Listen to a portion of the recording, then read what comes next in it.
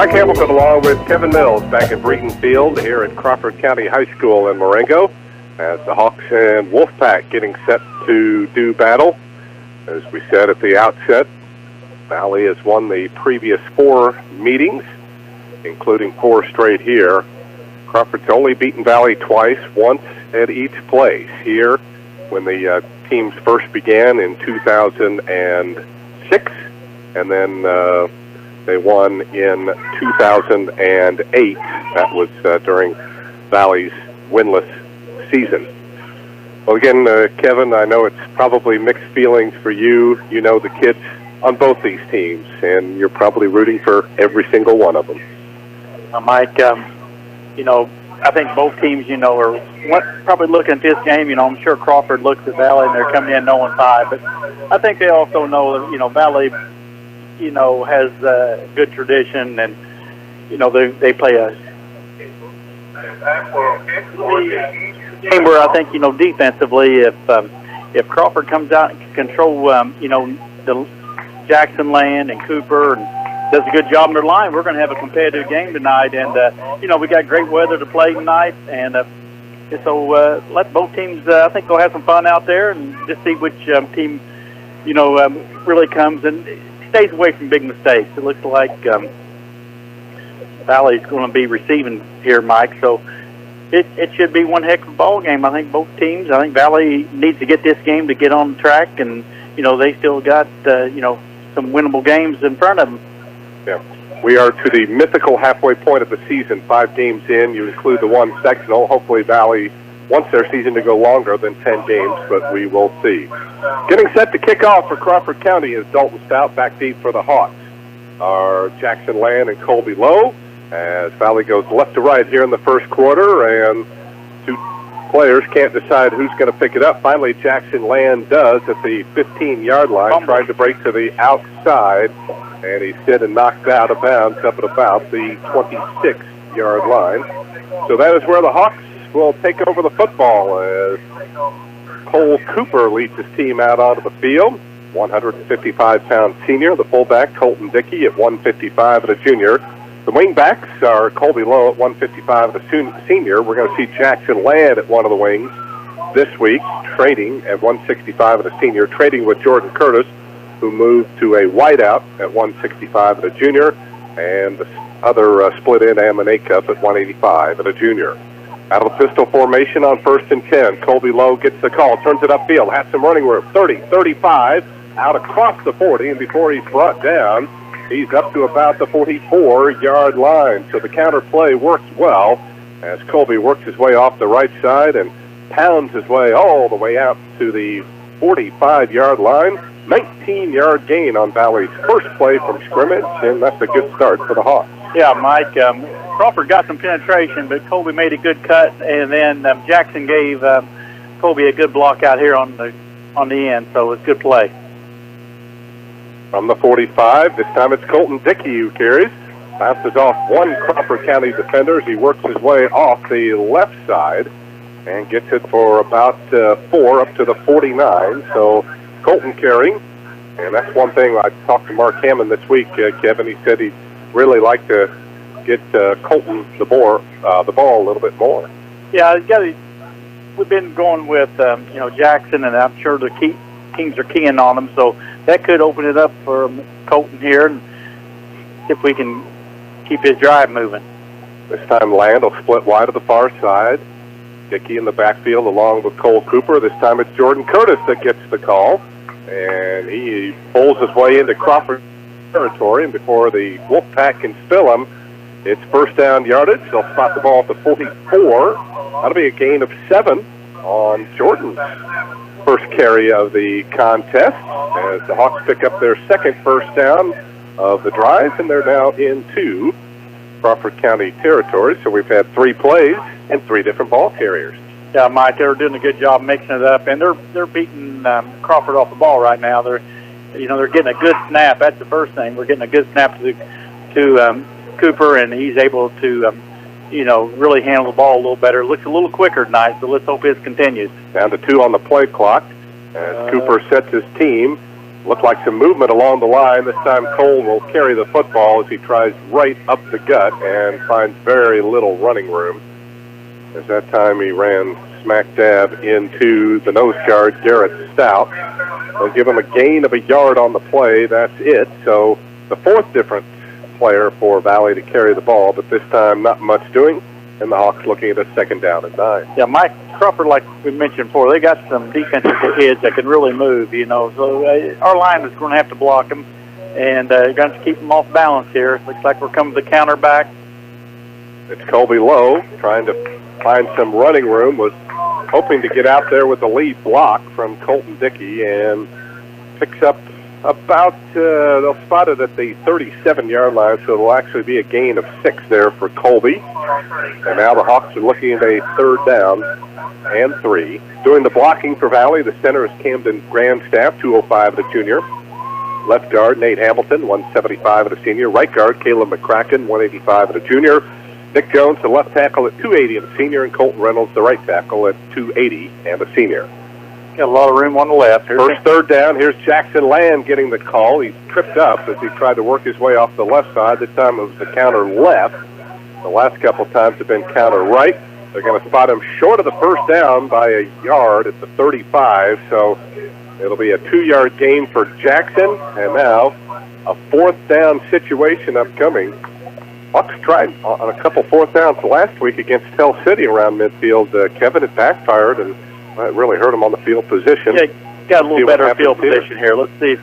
Probably just going to keep the ball. They're going to give it to Jackson Land, trying to get to the outside. He's got running room, turns the corner. He's to the 25 and down close to the 20. So this time the speed of Jackson Land allowing him to turn the corner, and the Hawks convert a 4th down and 1, and they're now inside the red zone. They'll spot it right at the 20, a 15-yard gain on the play for Jackson, and a 1st and 10 as the Hawks trying to get the first score of the game as we are almost 4 minutes into the contest. Mike, they're attacking just outside the end on both sides, and boy, they're having some success there. And here's a screen pass. Get on it. Nope, they're going to call it an incomplete pass. Intended for Curtis out here on the near side. And Jordan, it looked like he just took his eye off of it for a moment.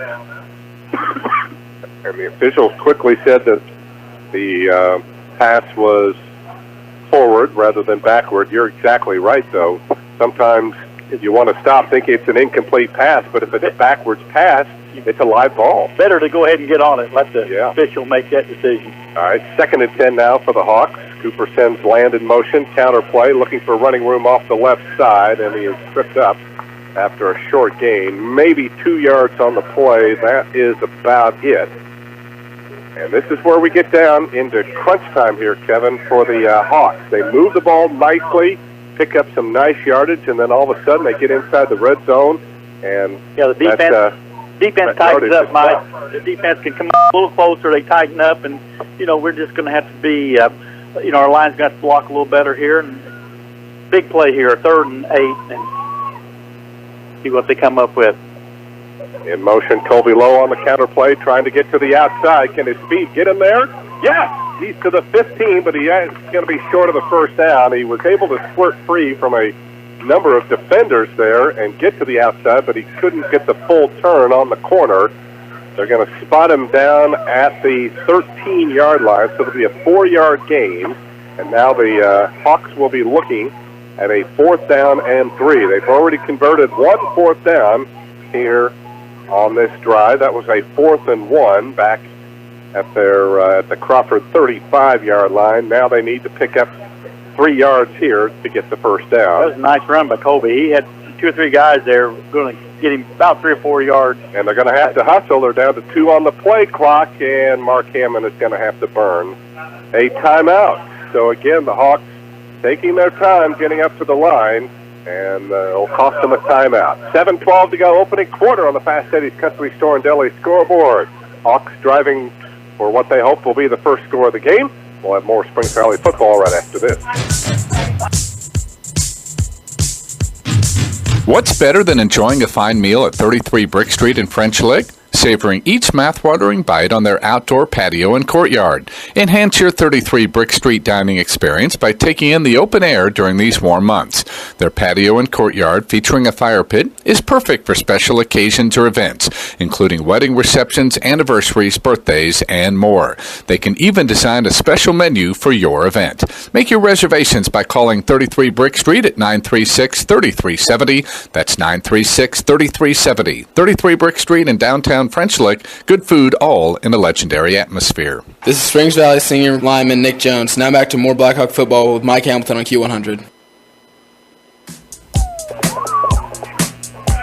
Another key play in the drive for the Hawks. It'll be their 12th play of the drive. 4th and 3 from the Crawford 13. In motion is Land, and Cooper's going to keep the football, and it looks like he's got the first down. He just took the snap and pulled his way forward. They'll spot it at the 9-yard line. He just needed to get to the 10. 4-yard pickup, and now the Hawks have 4 downs to punch it into the end zone. Well, he took a heck of a hit there, Mike. I think it was Peyton Howerton caught him right underneath the pads, and a big hit, but boy, he made a nice cut to get that extra 2 or 3 yards we needed. So a good 4th down call, and let our line get off the ball well, and that's the second 4th down we've been able to, get our first down on. So, and that's showing a lot of confidence in the middle of that line. I'm sure what we got. And now what do we have here? The play clock was off, and Valley just had to take another timeout. My goodness. Ammon Acuff, I think, was trying to get off the field, or was he supposed to be on? But at any rate, more miscommunication here, and the Hawks now are down to just 1 timeout in the half. So, again, a tough situation here, Kevin, when you have to burn 2 timeouts on your initial drive. I think the 125-second clock's off, Mike, or 4. Yeah. On the west end of the field, the clock is off, but the one on the other end is working. Maybe Mark Hammond here can bargain to have that timeout taken away, because if the play clocks aren't working properly, now Jeremy Reynolds is over there talking to one of the officials, and the referee is going to come over here, and apparently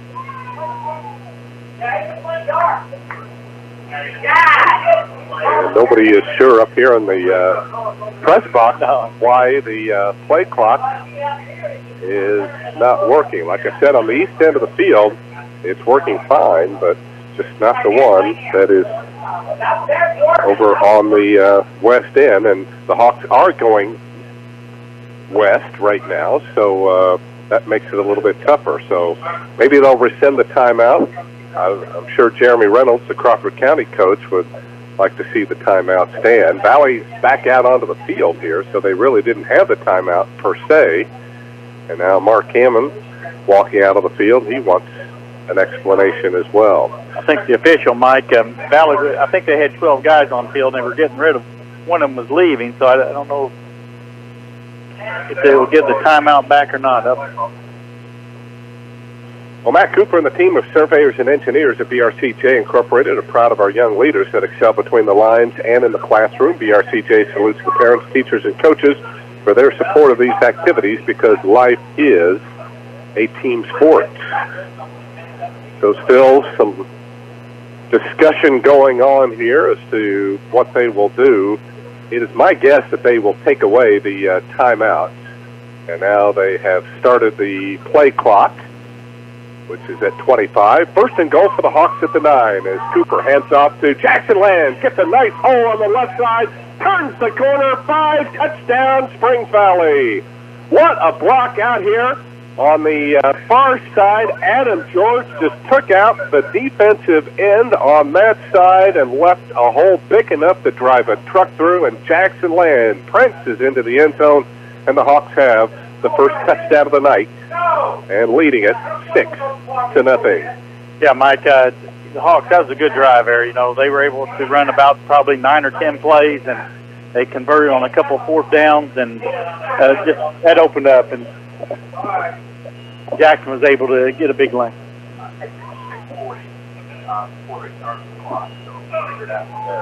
So whatever the touchdown was. Hawks going for 2 as Colby Lowe is going to be denied the score here. They tried the counter play and did it once too often, and the Wolfpack able to snuff it out. But the Hawks are on the board first. 6:34 to go, opening quarter from Crawford County High School on the Fast Eddie's Country Store and Deli scoreboard. Hawks lead the Wolfpack 6-0. Back with more Spring Valley football in just a moment. The folks at Denbo Funeral Home in English salute the Crawford County Wolfpack. The Denbo Funeral Home on State Road 64 in English, with Jay Brocksmith, co-owner and funeral director, serves all faiths and offers pre-arrangement planning and website memorials. Find out more about the benefits of pre-arrangement by calling Tina Baker, administrator, at the Denbo Funeral Home in English or the Dillman Green Funeral Home in Marengo. Call today, 338-2558. The Denbo Funeral Home in English and the Dillman Green Funeral Home in Marengo.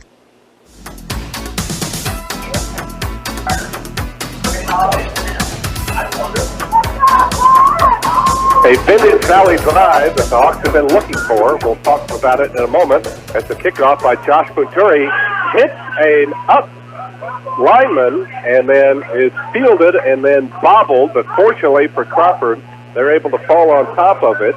James Bergen on the special teams unit for Crawford was able to fall on top of that as Nolan Barker coughed up the football, and near disaster there for the Wolfpack on the kickoff. Instead, Crawford will now have the football, 1st and 10. We'll spot the ball. Let's call it the 40-yard line. And Tristan Arnold, the quarterback, out of the pistol formation, will throw on 1st down, and it's intercepted. Drake Terry picks it off, and then he fumbles the football, and I think Crawford County was able to fall on top of it, or did they? No, it's actually recovered by Justin Shipman. So on the first play from scrimmage, the Hawks create the turnover as Drake Terry intercepts Peyton Arnold, and Valley will take over the football, 1st and 10 at the Crawford 40-yard line. Yeah, Mike, he had a slant play, and boy, he stepped right in front there and was able to pick that off, tried handing it off, and almost turned it over back to him. But just a big break for the Hawks. And like I said, this is the kind of start they've been really needing to get off to. And, a score here could really go a long ways on the outcome of this game and really give them some momentum. So from the 40 of Crawford, in motion is Curtis. Cooper takes the snap. He's going to throw. He's going long for Curtis. Can he catch it? He got it on the fly. 15, 10, 5. Touchdown, Springs Valley. They sent Curtis in motion to the far side. He took off down the field. And just like a few weeks ago against Mitchell, Cole Cooper hit him right in the numbers on the fly. Jordan Curtis, his first touchdown catch of the year. Lightning has struck again. And the Hawks now have a 12-0 lead at the 5:48 mark of the opening quarter. Well, Mike, when Cole gets some time to throw, he throws a nice ball. He laid that out there perfectly. He didn't even break stride, and it was a good route. And I think that's something they must have saw on film, that it opened up perfectly.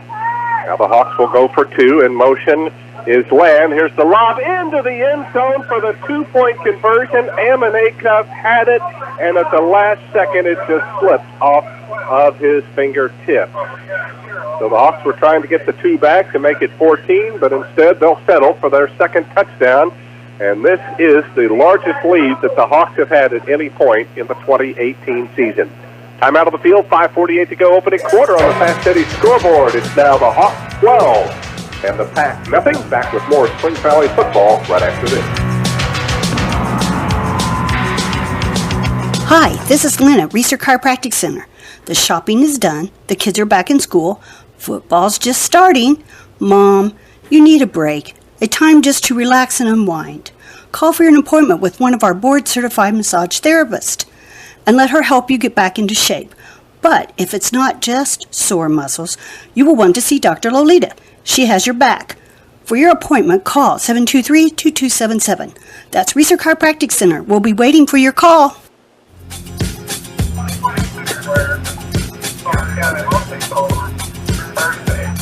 for these officials getting the teams lined up on the kickoff. Already Punturi kicking off, and it was fielded there by Peyton Arnold near the sideline. Didn't have much room to run. Picked up about 5 yards out to the 22-yard line. So that is where Crawford will begin their second possession of the contest. They were at the 40 before when Drake Terry intercepted. Now we'll see what the Wolfpack elect to do here. As again out of the pistol formation, Arnold hands off in the backfield. Nice Nolan Barker, the carrier, and he finds nothing off the left side. Good penetration there as Drake Terry again coming in, and they'll nail Barker for a loss of 2 back to the 20. It'll set up now a second down and 12. Let's set the Crawford offense for you. Peyton Arnold, 170 the senior, the quarterback. The fullback is Clayton Sauer at 180 and a senior. The wingbacks are Nolan Barker at 6'2", 175 and a junior. Keith Brooks, 6'2", 170 and a freshman. The tight end, Nick Arnold, 6'5", 210 and a senior. And the split end, Clayton Shekels at 150 and a senior.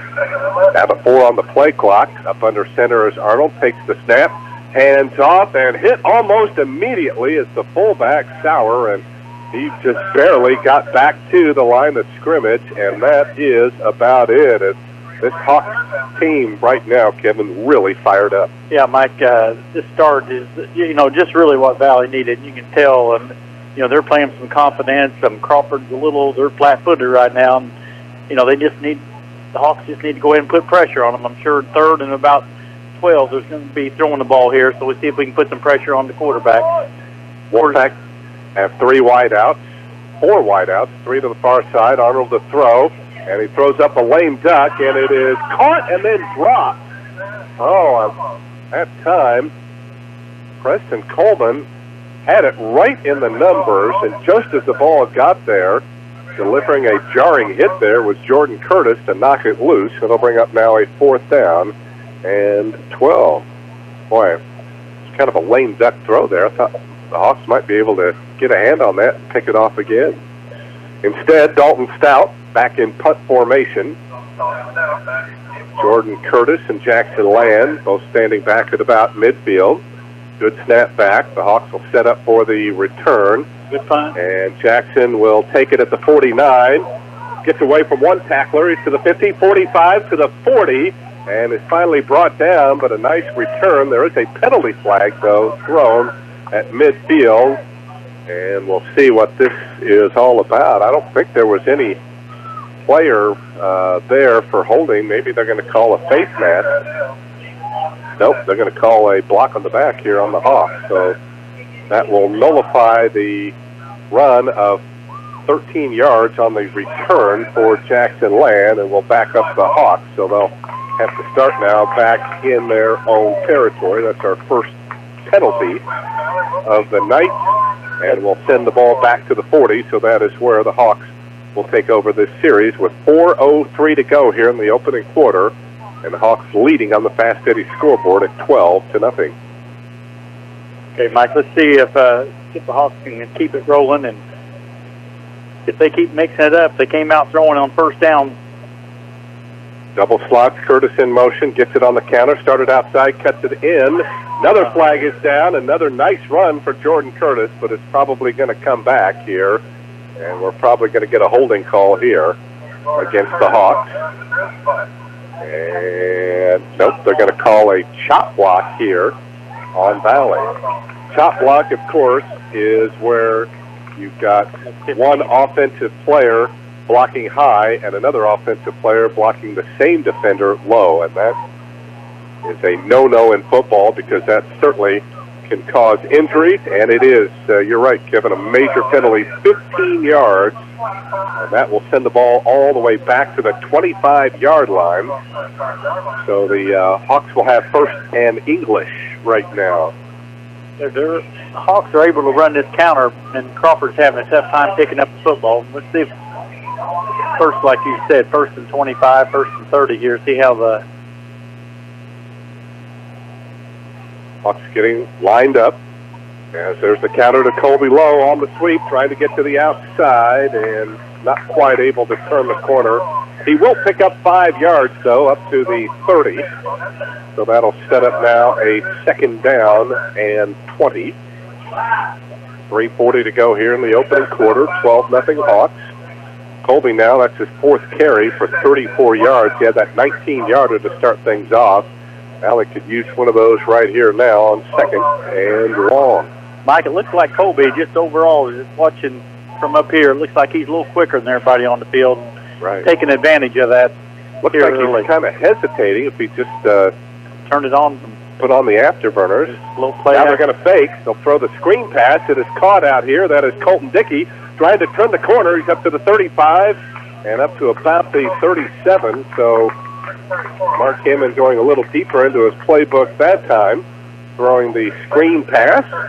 And he was set up nice, Mike. They faked to the right, and they were able to get a couple linemen out there in front of him. And Colton really turned on some speed there down that sideline. So he got 7.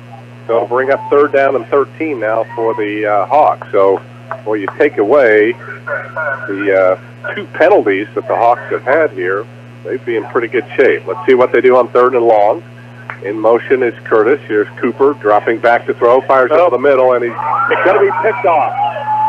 That is Sauer who picked it off, and he's going to return it back into Valley territory to about the 38-yard line, or make that Clayton Shekels that gets the interception. That time Cooper way overthrew Ammon Acup, the intended receiver. Yeah, he threw it into the crowd that time, Mike, and overthrew him. And Shekels made him pay. So the Wolfpack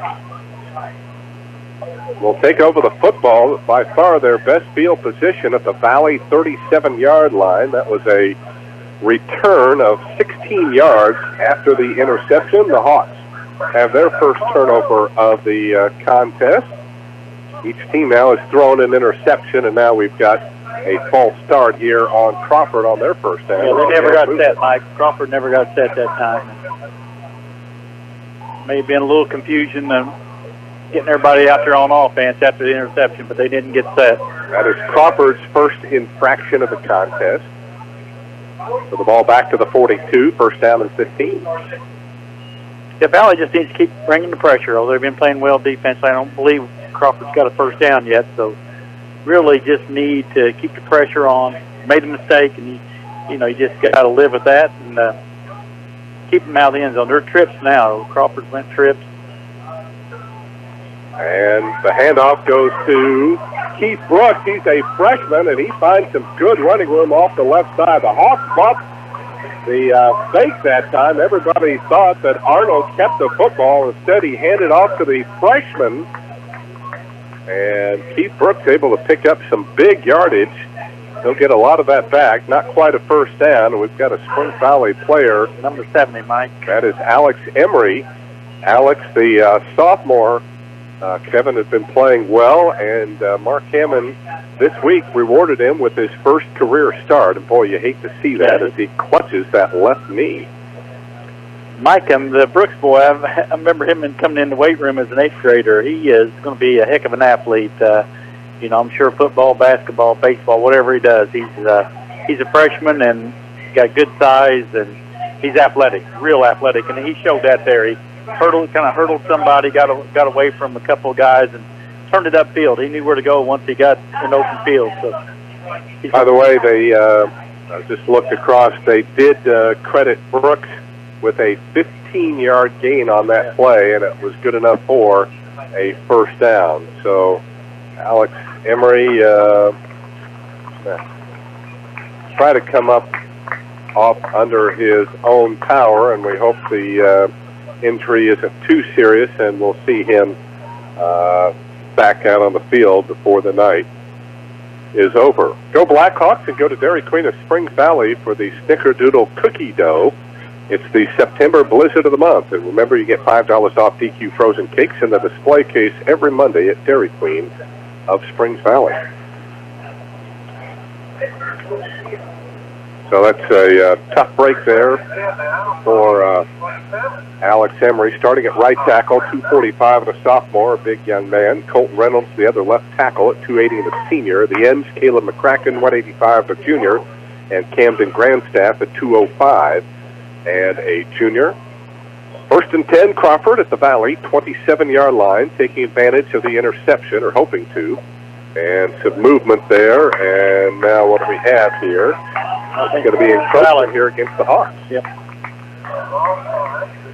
Well, that'll make it even easier. They'll move it up 5 yards. 30 yards in penalties now on the Hawks already, so that puts it up to the 22. It'll bring up now a 1st and 5. The outside linebackers for Valley, Adam George, 170, the junior. Drake Terry, 175, the senior. The inside linebackers, Justin Shipman, 195, the senior, and Ammon Acuff at 185 and a junior. From the 22, the Hawks, 1st down and 5. Arnold takes the snap. This time he's going to keep the football, works his way off the left side and pounds his way down to the 20. He'll get 2 there, but again, when you only have a 1st and 5, you don't need to get a whole lot. It'll set up now a 2nd down and 3. The corners for the Hawks, Jackson Land, 165 and a senior, and Cole Cooper, 155 and a senior, and the safety is Jordan Curtis at 165 and a junior. That interception might have settled Crawford down a little bit, and they seem to be executing a little better here offensively. A big series here. You know, the Hawks have dominated the first 10, 12 minutes of the game, and we'll just have to see if they get back in the game. Arnold up under center, hands off. Nope, he's going to keep the football. Now he's going to give the ball off to his big tight end, Nick Stroud, is able to turn the corner. A lot of deception there for the Wolfpack. Not at first. Arnold was going to keep it, and then it looked like he was going to hand off to Barker and ended up handing off to Nick Stroud. And maybe gained a yard. Well, actually, let's call it no gain on the play. I thought he might have gotten the 1st down. Looked like he got a few yards. I think they say he stepped out of bounds back. The ball outside the 20, so we'll call it no gain on the play. 3rd down and 3 now for Crawford. 41 seconds to go here in the opening quarter. Valley with a 12-0 lead.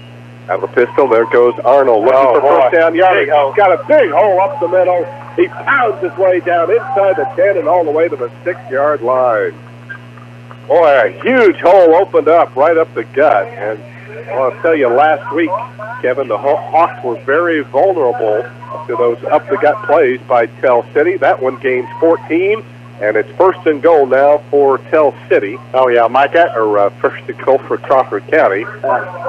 Peyton Arnold, he's got some deceptive speed there. Boy, he hit that hole nice, and he picked up 10 yards in no time. So right. That was a good call by Jeremy, and had Valley off. They'll keep the ball this time on 1st down on what should be the final play of the 1st quarter. Maybe picks up a hard-earned yard.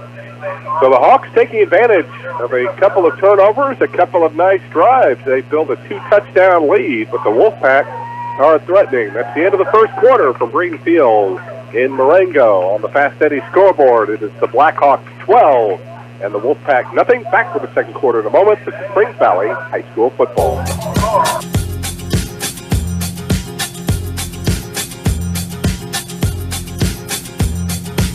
Rolling Tire and Auto, your auto value dealer in West Baden, gives new meaning to the term complete car care. It starts with Rolling, carrying a full line of auto parts for all you do-it-yourselfers, not just parts, but the tools to install them. Then it moves to tires, where you can choose from some of the best brands in the business, including Uniroyal, Michelin, and BF Goodrich. And then with 3 full-time certified mechanics, Rolling will get you back on the road with repairs on services from air conditioning to wheel alignments and everything in between. Celebrating over 50 years of providing the area with the best in automotive care, see them on the Boulevard in West Baden or visit rollingtireandauto.com. Need a real estate appraisal? Do you need to sell your home, farm, or business? Call Brooks Galloway Real Estate and Appraisal on College Street in French Lick, 936-7301 or Paoli at 723-7302. See the listings on the web at brooksgalloway.com. A salute to the Blackhawks from Tony Robbins and the construction crew at TRC Construction in French Lick for concrete work, land clearing, and site work, driveways, foundations, patios, and sidewalks. Call TRC Construction 653-7007.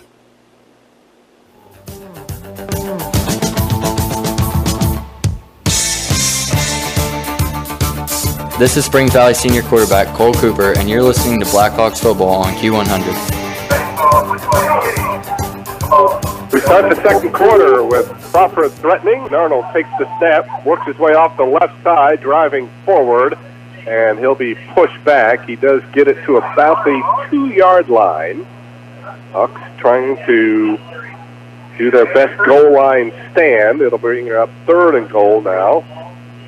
And they will spot it at the 2, so give Arnold a 3-yard gain. Wolfpack trying to chop the Valley lead in half. 2 scores for the Hawks. The first one was a Jackson Land 9-yard scamper at the 6:34 mark, and then after Drake Terry intercepted Peyton Arnold on his first pass of the contest, Hawks on the very next play, Cole Cooper connected with Jordan Curtis for a 40-yard touchdown aerial. And now the Wolfpack are going to spend a timeout to talk things over with a 3rd and goal at the Valley 2. 11:19 to go, opening quarter. On the Fast Eddie's Country Store and Deli scoreboard, the Hawks on top 12-0 over Crawford. Back with more Blackhawks football when we return.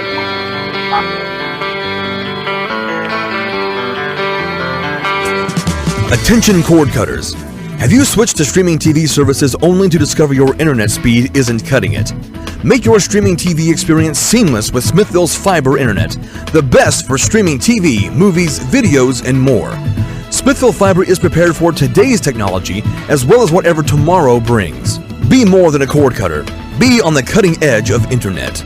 Visit switchtosmithville.com today to learn more or call us at 800-742-4084.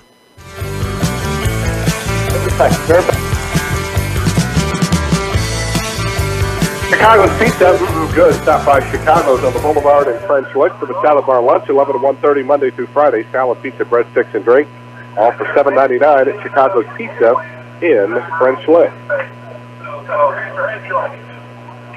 Early second quarter with Valley up 12-0. But Crawford has a 3rd and goal now at the Valley 2-yard line. Hawks defense trying to dig in here. Let's see what the Wolfpack do. Arnold out of the pistol. Hands off, and we'll go to Peyton Howerton, I believe, who is getting the call, and he is stopped just short. Howerton's one of their big boys. Now 6'3", 235 at a senior, but the Hawks stopped him short at the 1. So now it'll be 4th and goal. And the ball probably actually inside the 1. It's probably about at the half-yard line right now. So let's see if Valley can dig in one more time, make this initial push here. Mike, we used Peyton last year out of that running back. He's a load to bring down, and the Hawks did a nice job there. He got a good running start at it, but we were able to hold him to a yard. And Crawford's going to have to hurry here. I don't think they're going to get this play off. And did they get the timeout? They did. Woo, just in the nick of time. I mean, I don't know if the player called it or Jeremy called it. I'm not sure who could. But they would have been called for a false start anyway, Kevin, because they weren't set at the line anyway. So it works out, and Crawford will keep their field position, which is down inside the 1-yard line. But now each team has used, well, we still don't know if Valley was charged with that second timeout or not when we had the malfunction with the play clock down there. So, it's hard to blame Jeremy too much. The game basically right here is pretty close to, I'm not saying going to be the total outcome, but Crawford needs to put this in the end zone. They've got to crack at it from the half-yard line. You want to make sure you get the play off. So it's the second one. You hated to use it, but you really had no choice. They didn't want to make it 6 yards. Right. So I'd say they'll either go back to Howerton or they'll go with Peyton here, Mike, the quarterback, and see which one. Looks like it's going to be Peyton, probably a sneak. Yep. Here's Arnold up under center, takes the snap, drives forward. Does he get in? Yes, he does. A second effort there. It looked like Hawks had him on the initial charge, but again, it's hard to plow through a bunch of orange. And Arnold kept those legs pumping. He gets in from a yard out, and the Wolfpack are on the board with 10:29 to go here in this first half as they take advantage of the Cole Cooper interception and march it downfield. Yeah, Mike, that was a good second effort by Tatum. And I tell you, he's played quarterback for 3 years here, and boy, he's done a nice job. The thing is, he's able to answer the call every game. I don't think he's ever set out a play hardly. Right at the last second, they were looking to throw to Nolan Barker in the end zone on the 2-point conversion. When out of nowhere comes Jordan Curtis to reach out and bat the ball down to prevent the 2 points. What a play there by Jordan. I tell you, Jeremy's worked on that play. I tell you, I'm sure they've worked on that in practice. It worked well. Just a great play by the Valley player because he was wide open for just about 2 or 3 seconds there.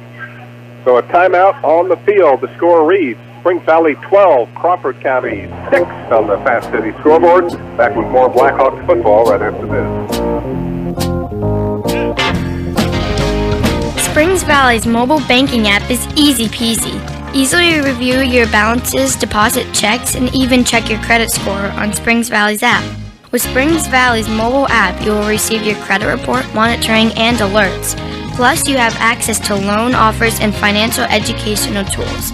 At Springs Valley Bank and Trust, we make it easy peasy. Member FDIC, Equal Housing Lender. Focused on you, Springs Valley Bank and Trust. This is Springs Valley Senior Lineman Nathan Hamilton. Thanks for listening to Blackhawks football right here on Q100.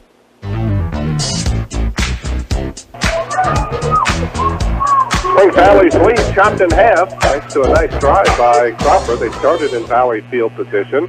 Now Dalton Stout kicks off, fielded 22-yard line by Jackson Land, trying to follow his blockers. Takes it out across the 35 and gets it up to about the 38-yard line.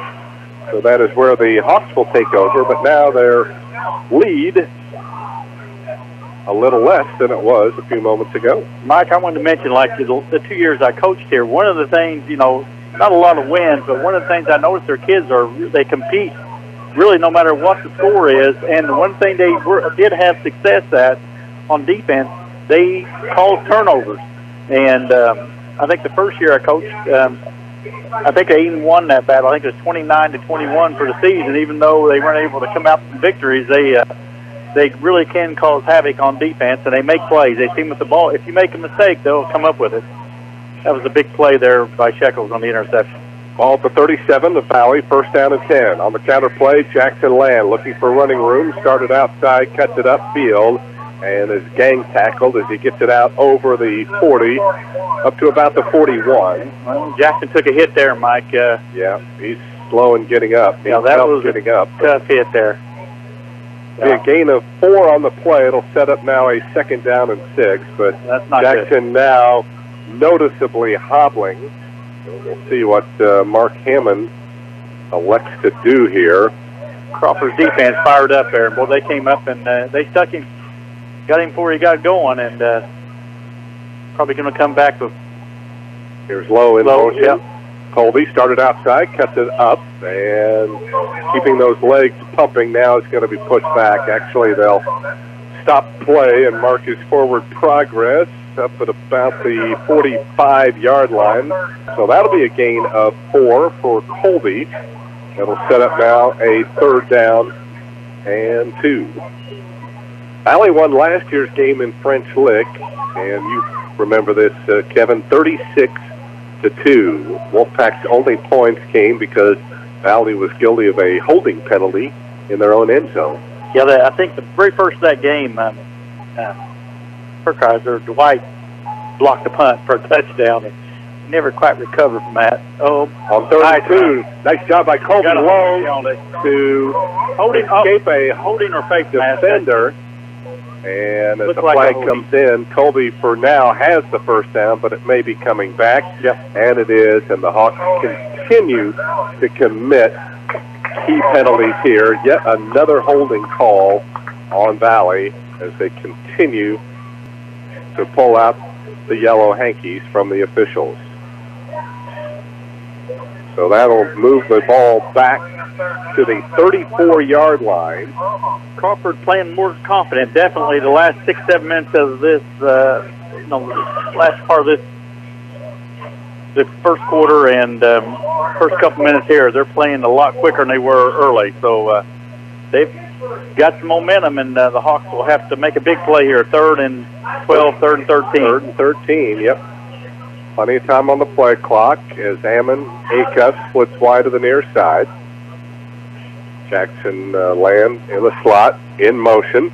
And on the option play, handoff to Jackson, trying to turn the corner, tries to stiff arm a defender, and runs into a solid wall of defenders. Led out there by Preston Coleman. Not much yardage, maybe a yard for Jackson. He's still limping, Mike. Yeah. Wasn't at full speed there, definitely. And so it'll bring up 4th down and 12. And the Hawks undoubtedly will be forced to punt the football away. This will be the first punt of the night for Cole Cooper. But the Wolfpack, they are not sending anybody back, at least not for now. Now we're going to see somebody drop back as Cooper gets off a good spiraling boot and takes a big Springs Valley roll inside the 20, inside the 15, inside the 10, and the Hawks will down it at the 7-yard line. So Crawford slow.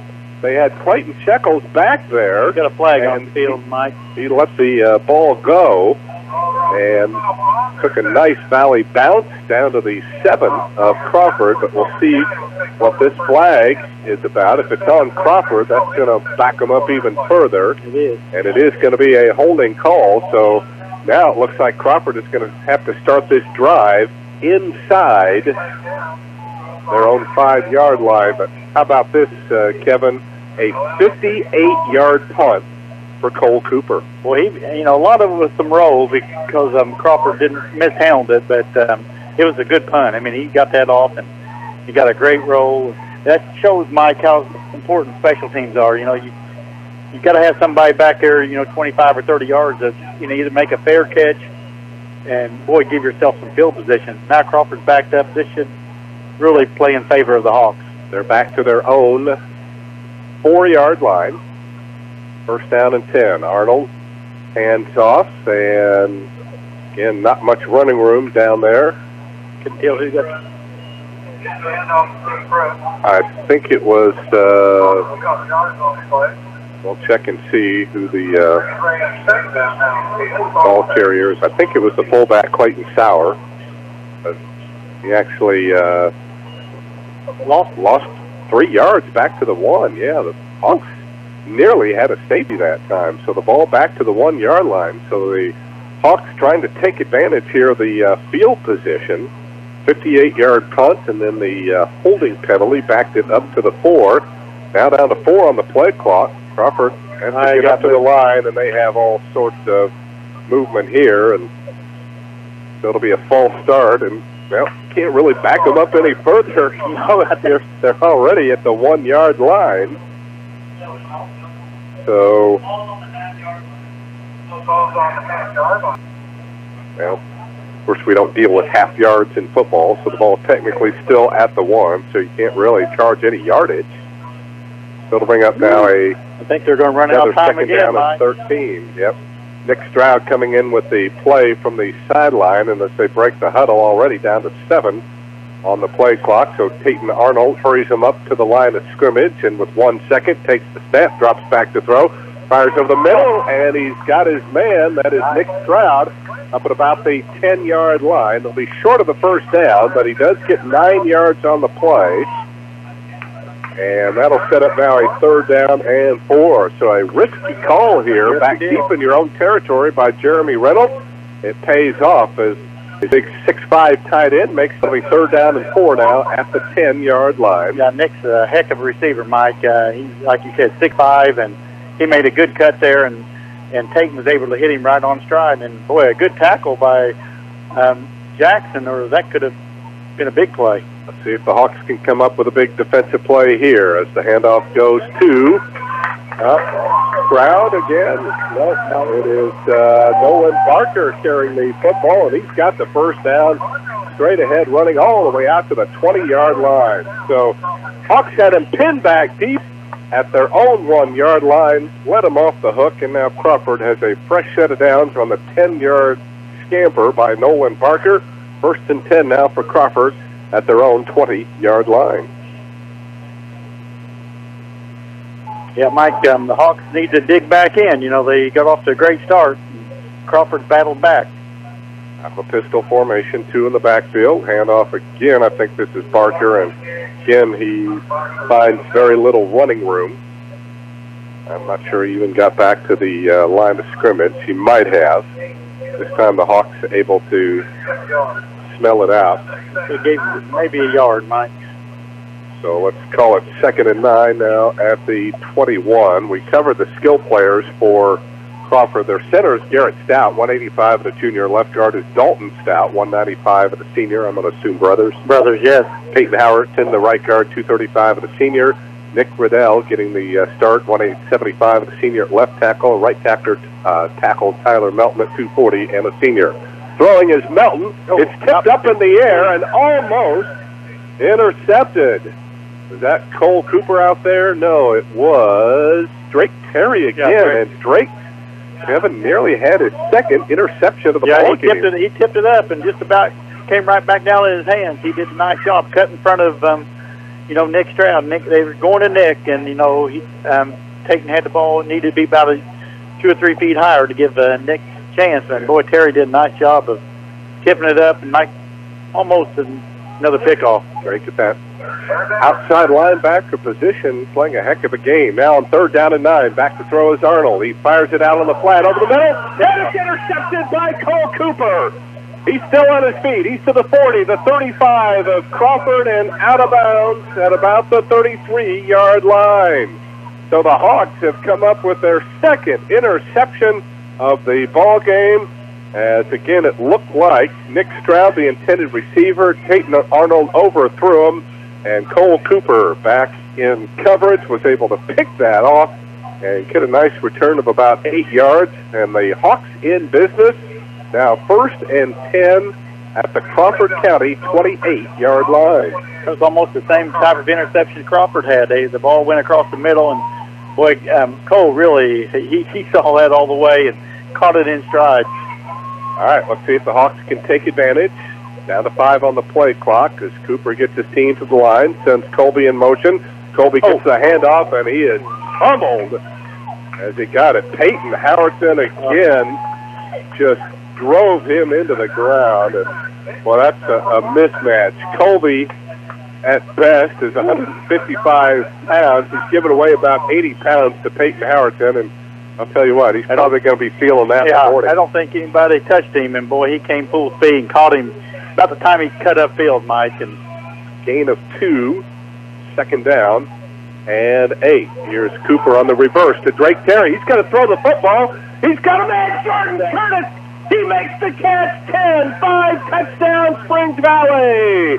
Oh, the Hawks with a little bit of trickery there.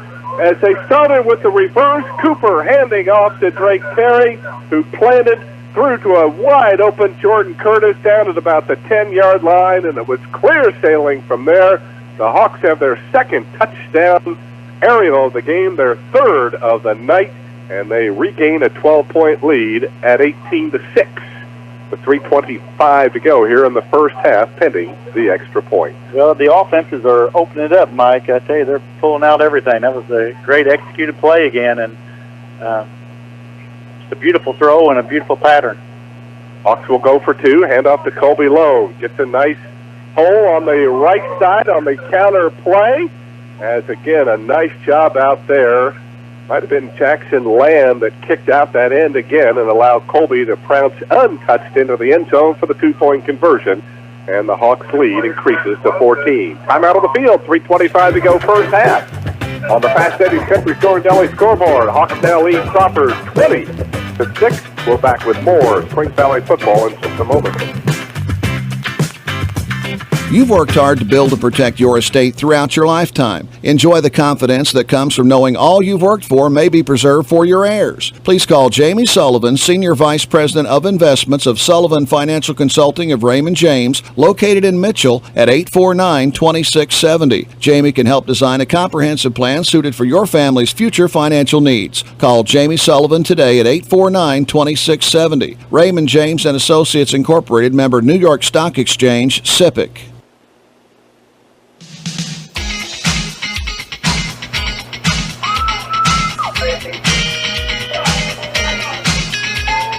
Well, sometimes the name of the game in football is take advantage of the other team's mistakes. And out of our 4 touchdowns, 3 have come taking advantage of other teams' turnovers. And a short putt, and taking the football is Dylan Riddell, a senior. He just weighs in at 135 pounds. And the Hawks failed to stay in their lane on the kickoff return, and it allows Dylan a nice return all the way back to the Valley 37-yard line. Yeah, Mike, he's didn't play last year. He came out this year. He's a wrestler, heck of a little wrestler, and boy, he got through that first line of defense there, and he turned on the speed. Nice return. 38-yard return on the short kick by Josh Venturi. And the Wolfpack, for the second time now, will start in Springs Valley territory. Actually, the second time in 3. They started their own 4 last time. On the option play, the ball is fumbled, loose, and I think Crawford's able to fall on top of it. As that time, Preston Coleman, he tried a little trickery there in the backfield, faked to one back, and then tried to hand off to another. And between the two, they lost the football, but I think Colton Reynolds may have had a shot at that loose ball, but Coleman was able to beat him to it. The play will lose 6 yards, however, so it'll bring up now a second down and 16. But you like what Jeremy Reynolds is doing. He's going deep in the playbook. Yeah. Now we'll have 4 wideouts here on second down and long on the quarterback option. Keeping the football as Peyton Arnold works his way off the right side. Takes it down inside the 40 to the 39 before Justin Shipman gets in on the tackle. Gain of 4 there for Arnold, but it's going to set up a 3rd down and 12 now.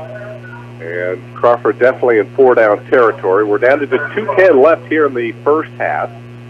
Valley with a 20-6 lead. That was an important touchdown they just scored. Crawford will get the ball to start the second half. Again, 4 wideouts, 3 to the far side. Arnold out of a shotgun, takes the snap, looks to throw, pumps once, now is going to take it upfield, and it goes down. Is that Colton Reynolds that brings it down? Sure enough is the big senior able to wrap his big bare paws around him and bring him down for a loss of a yard back to the 40. It'll set up now a 4th down and 13. That was a big play by Colton there, because Peyton had some run. He's going to pick up some yards there, 8 or 9 yards, and boy, Colton wrapped him up and, just got him to the ground, and it's a good play there. Colton and Nick Jones. I don't see Nick in there right now. Now the play clock's down to 5. Nick Stroud's still on the sideline, so Jeremy Reynolds is going to spend a timeout. I believe that is their final timeout of the first half. It comes with 1:06 to go here in the first half. And Valley leading 20-6 on the Fast Eddie's Country Store and Deli scoreboard. Coming up at halftime, we will have our senior spotlight. Mark Pieper will be the one that we will be speaking to. And because I wasn't able, I tried to round up a halftime guest, and we couldn't quite hook up. So what we're going to do is I had a chance to talk with Jeremy Reynolds before the game, and we're going to go ahead and run that coming up here at halftime. So if you're hoping to hear from the new Crawford County coach, Jeremy Reynolds, the former Valley standout and assistant coach, you will hear coming up at intermission. Matt Cooper and the team of surveyors and engineers at BRCJ Incorporated are proud of our young leaders that excel between the lines and in the classroom. BRCJ salutes the parents, teachers, and coaches for their support of these activities, because life is a team sport. 4th down and 13 now for Crawford at the Valley 40-yard line. 1:06 to go. Wolfpack trying to convert here. Now in motion. They're going to try a little razzle-dazzle. A ball thrown up in the air, and coming down with it. The ball is loose, and I think Valley's intercepted. They have! Jordan Curtis able to just strip the ball away from Nick Stroud. Stroud had it at first, and as he was being brought to the ground, Jordan Curtis snuck in and just grabbed the ball from him, and the Hawks have their 3rd turnover as they have intercepted. Now, that was actually Clayton Sauer who threw the football, not Peyton Arnold because they tried the halfback option. I'm trying to see, Mike. Hawks will take over at their own 23. Took it away from him on the way down because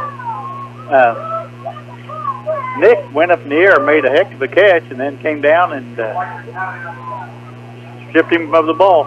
So let's see if the Hawks will try to do anything here. Back at their own 23, here's Cooper on the reverse to Colby Lowe.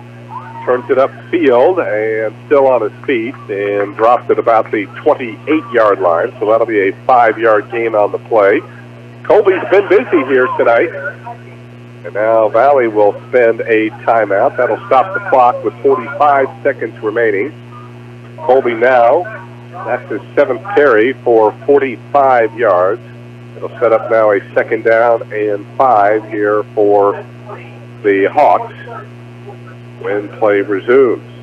Go Blackhawks and go to Dairy Queen of Springs Valley for the Snickerdoodle Cookie Dough.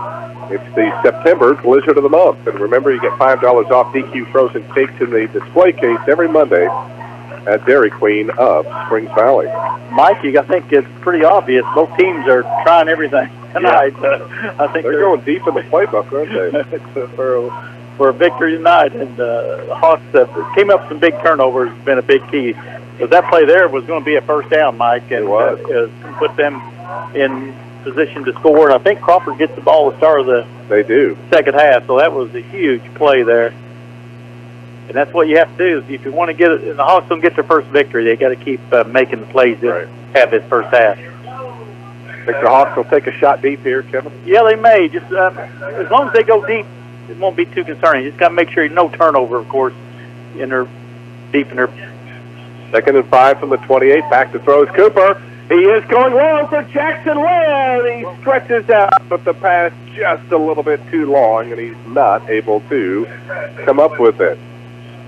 Basically, they had him double covered over there, but it was taking the perfect pass and a great catch. So good defense and a good throw by Cooper. Like I said, he continues to impress me, Mike, when he really throws a nice football. And, for his first year as actual quarterback, he does a nice job for the Hawks. All right, so it is now 3rd down and 5 at the 28. There's still 40 seconds left in the half. If the Hawks try to throw again here and throw an incomplete, that'll stop the clock, and Crawford would get the ball back. And now we have movement here. Is this going to be offside? Nope, it's going to be a false start here on the Hawks. Yep. So again, the Hawks guilty of a number of infractions, and boy, we're to the halfway point of the season and beyond here, Kevin, and I'm sure for Mark Hammond, isn't already picking up some gray hairs. Those things will do it to you. Yeah, it's at this time of the year, you're right, Mike. You need to be able to run this last minute here and stay away from. It looked like one of our guys went in motion, and one of our linemen may have jumped. But now Drake Terry comes wide of the near side. 3rd and 10 for the Hawks back at their own 23. Cooper out of the pistol, sends Curtis in motion, starts outside, cuts it up the field, breaks to the outside. Can he turn the corner? He's still on his feet. Oh, a nice job. And then he coughs up the football, and Crawford County recovers way downfield as Jordan made a nice run, just tried to stretch it out too far, and as he was going down, the football popped out. And fortunately for the Hawks, it went about another 10 or 12 yards downfield, so Crawford won't have quite as good a field position. But the Hawks have their 2nd turnover now of the contest. Let's see what Jeremy does here. I think so. A 27-yard gain for Jordan Curtis, and then the ball fumbled, and Crawford, with 27 seconds left, have the football 1st and 10 now at their own 27-yard line. Let's see if they go deep. Back to throws Arnold, fires it downfield, and the pass is in and out of the hands of Clayton Shekels. He was the intended receiver about 12 or so yards down the field. This is by far the most we have seen a team throw the football. Well, Jeremy, I think he's got a tendency. Jeremy's got the tendency. He had, Braden last year and for 3 years, and boy, it was nice. Giving him the ball back there You bet. 6'3", throwing the ball around all over the field. So, but boy, that was a nice pass by Tate. He hit him right in the hand. Just didn't come up to the pass. In 4 wide out, 2nd down and 10. Back to throw is Arnold. Flushed out of the pocket. In trouble. He's hit him. Down he goes.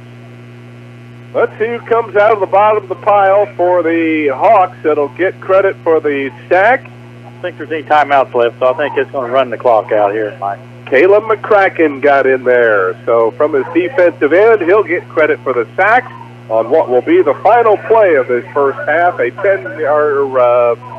8-yard loss for Tayton Arnold on the sack. And that takes us to the end of this first half of play. Hawks got the first 2 touchdowns. Crawford came up with one of their own, and then the Hawks answered back with another one, and they'll go to the dressing room with a 14-point advantage. Chicago's Pizza, good. Stop by Chicago's on the Boulevard in French Lick for the salad bar lunch, 11 to 1:30, Monday through Friday. Salad, pizza, breadsticks, and drink for $7.99 at Chicago's Pizza in French Lick, 936-2962. We'll start our halftime activities when we come back from Breeden Field here in Marengo at the break on the Fast Eddie's Country Store and Deli scoreboard. It's the Blackhawks 20 and the Wolfpack 6. You're listening to Springs Valley High School Football.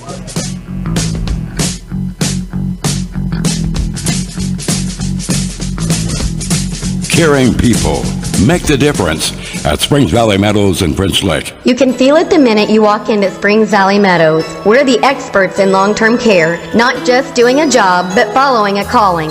We're here to help you and your family find answers, solutions, and peace of mind. In fact, we become an extension of your family. For more information about Springs Valley Meadows, Highway 145, French Lick, visit ascseniorcare.com. Or call Springs Valley Meadows at 936-9991. What's better than enjoying a fine meal at 33 Brick Street in French Lick? Savoring each mouth-watering bite on their outdoor patio and courtyard. Enhance your 33 Brick Street dining experience by taking in the open air during these warm months. Their patio and courtyard, featuring a fire pit, is perfect for special occasions or events, including wedding receptions, anniversaries, birthdays, and more. They can even design a special menu for your event. Make your reservations by calling 33 Brick Street at 936-3370. That's 936-3370. 33 Brick Street in downtown French Lick, good food, all in a legendary atmosphere. The folks at Denbo Funeral Home in English salute the Crawford County Wolfpack. The Denbo Funeral Home on State Road 64 in English, with Jay Brocksmith, co-owner and funeral director, serves all faiths and offers pre-arrangement planning and website memorials. Find out more about the benefits of pre-arrangement by calling Tina Baker, administrator, at the Denbo Funeral Home in English or the Dillman Green Funeral Home in Marengo. Call today, 338-2558. The Denbo Funeral Home in English and the Dillman Green Funeral Home in Marengo. A salute to the Blackhawks from Tony Robbins and the construction crew at TRC Construction in French Lick for concrete work, land clearing, and site work, driveways, foundations, patios, and sidewalks. Call TRC Construction 653-7007. Need a real estate appraisal? Do you need to sell your home, farm, or business? Call Brooks Galloway Real Estate and Appraisal on College Street in French Lick, 936-7301 or Paoli at 723-7302. See the listings on the web at brooksgalloway.com.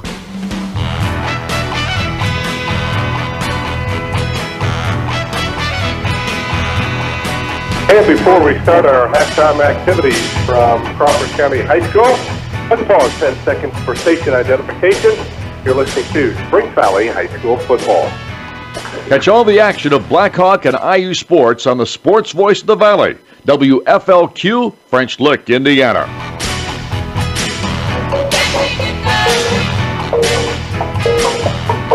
Mike Hamilton along with Kevin Mills back at Breeden Field here in Marengo, where at halftime Springs Valley holds a 20-6 lead over the Wolfpack during Crawford's homecoming activities.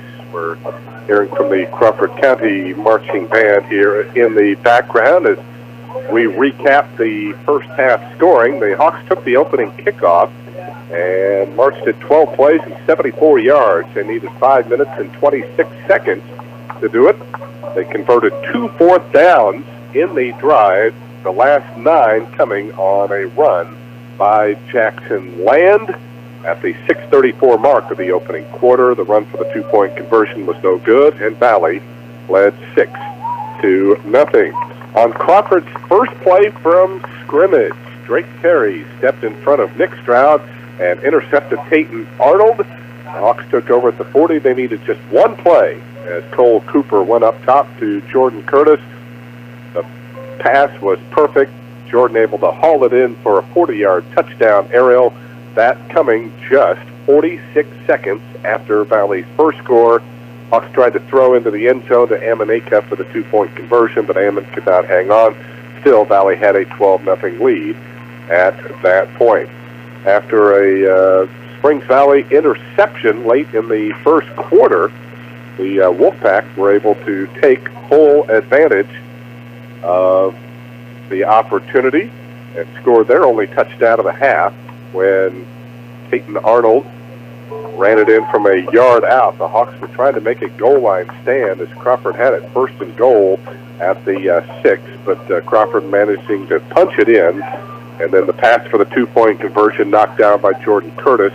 That at the 10:29 mark of the second quarter to cut Valley's lead in half to 12-6. But the Hawks, a couple series later, were able to answer back as Jordan Curtis was able to,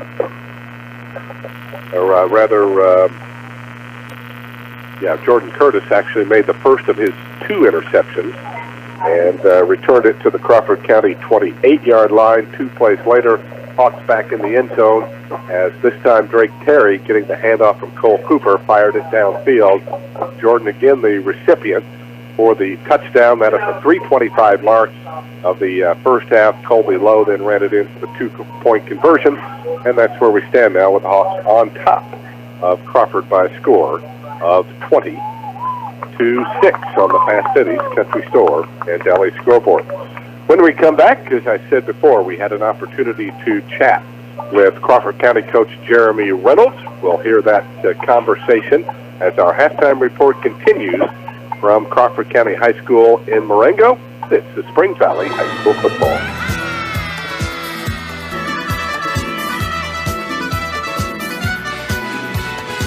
Hi, this is Lynn at Reeser Chiropractic Center. The shopping is done. The kids are back in school. Football's just starting. Mom, you need a break. A time just to relax and unwind. Call for an appointment with one of our board-certified massage therapists and let her help you get back into shape. But if it's not just sore muscles, you will want to see Dr. Lolita. She has your back. For your appointment, call 723-2277. That's Reeser Chiropractic Center. We'll be waiting for your call. Rolling Tire and Auto, your auto value dealer in West Baden, gives new meaning to the term complete car care. It starts with Rolling carrying a full line of auto parts for all you do-it-yourselfers, not just parts but the tools to install them. Then it moves to tires, where you can choose from some of the best brands in the business, including Uniroyal, Michelin, and BF Goodrich. And then with 3 full-time certified mechanics, Rolling will get you back on the road with repairs on services from air conditioning to wheel alignments and everything in between. Celebrating over 50 years of providing the area with the best in automotive care, see them on the Boulevard in West Baden or visit RollingTireandAuto.com.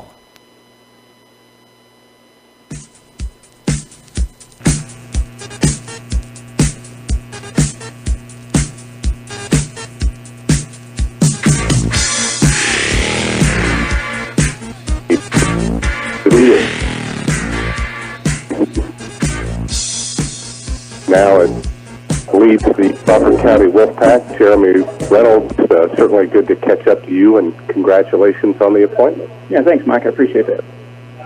Talk a little bit about what the transition has been like. You succeed somebody else that has also had many ties to the Valley community, and Kevin Mills, and just tell us how everything is going. You know, when I first got here, obviously I talked to Coach Mills quite a bit. He let me know what the situation was, and it was intriguing. I mean, you know, obviously we know what it is going into it, and you know, the focus has been, for the most part, just improving every day. I'm trying to get the kids used to a process. This is how we do things, and you know, obviously, well, we're building today, you know, so it's been a process, and we, like I said, we knew that going into it, but it's been good.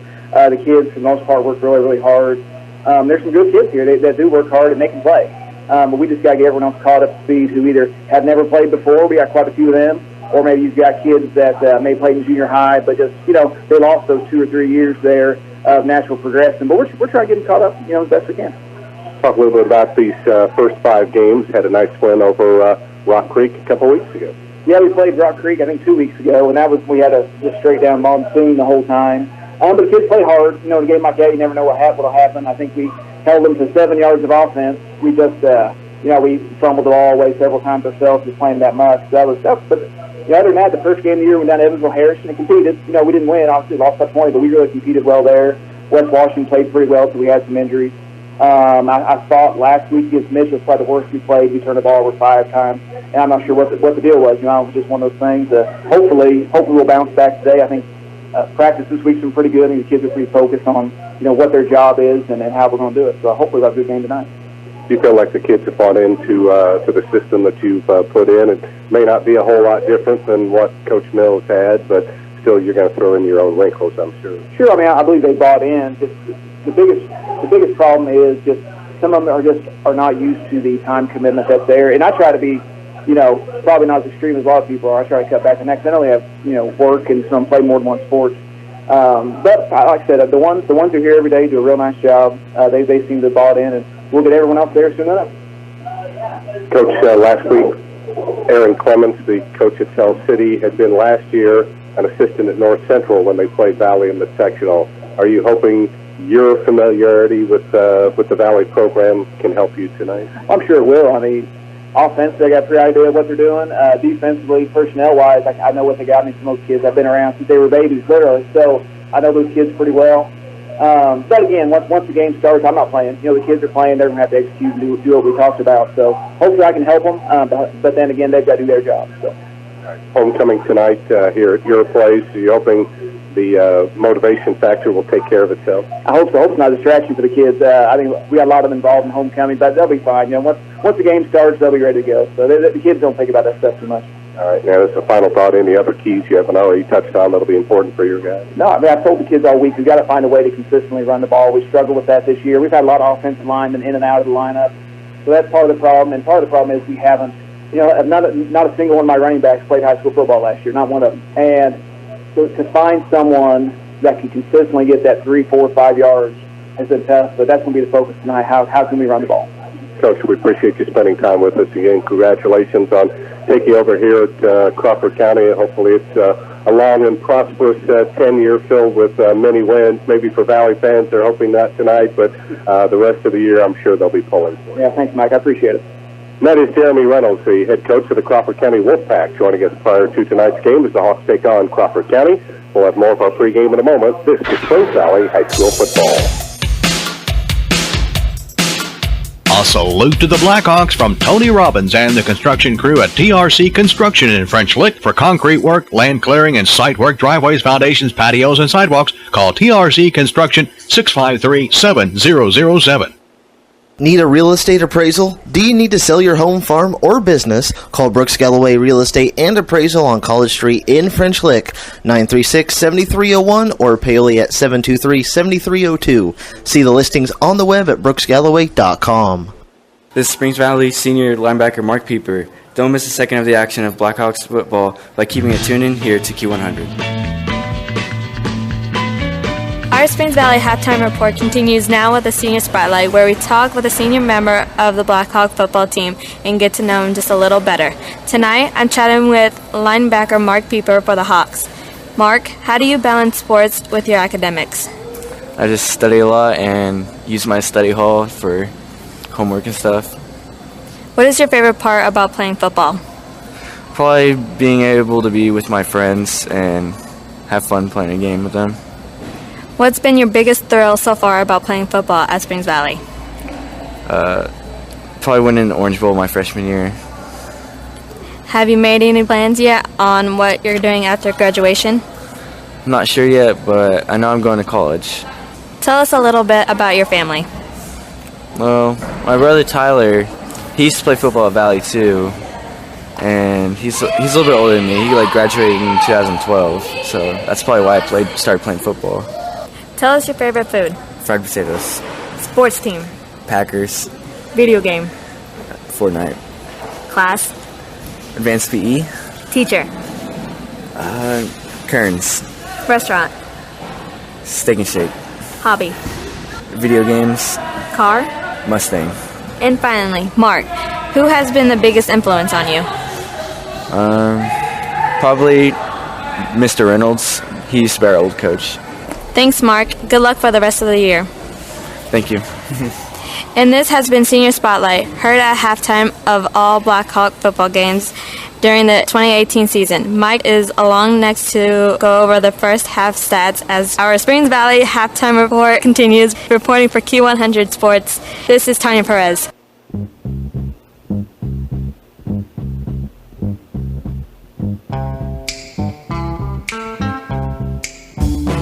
Score big with the region's best internet deal for the best speed. Here's some great news. When you switch to Smithville for our nationally recognised internet service, you automatically get our best speed available. We don't sell speed tiers or data caps. So if you're tired of reading the fine print on internet speed, get Smithville's rock-solid internet platform.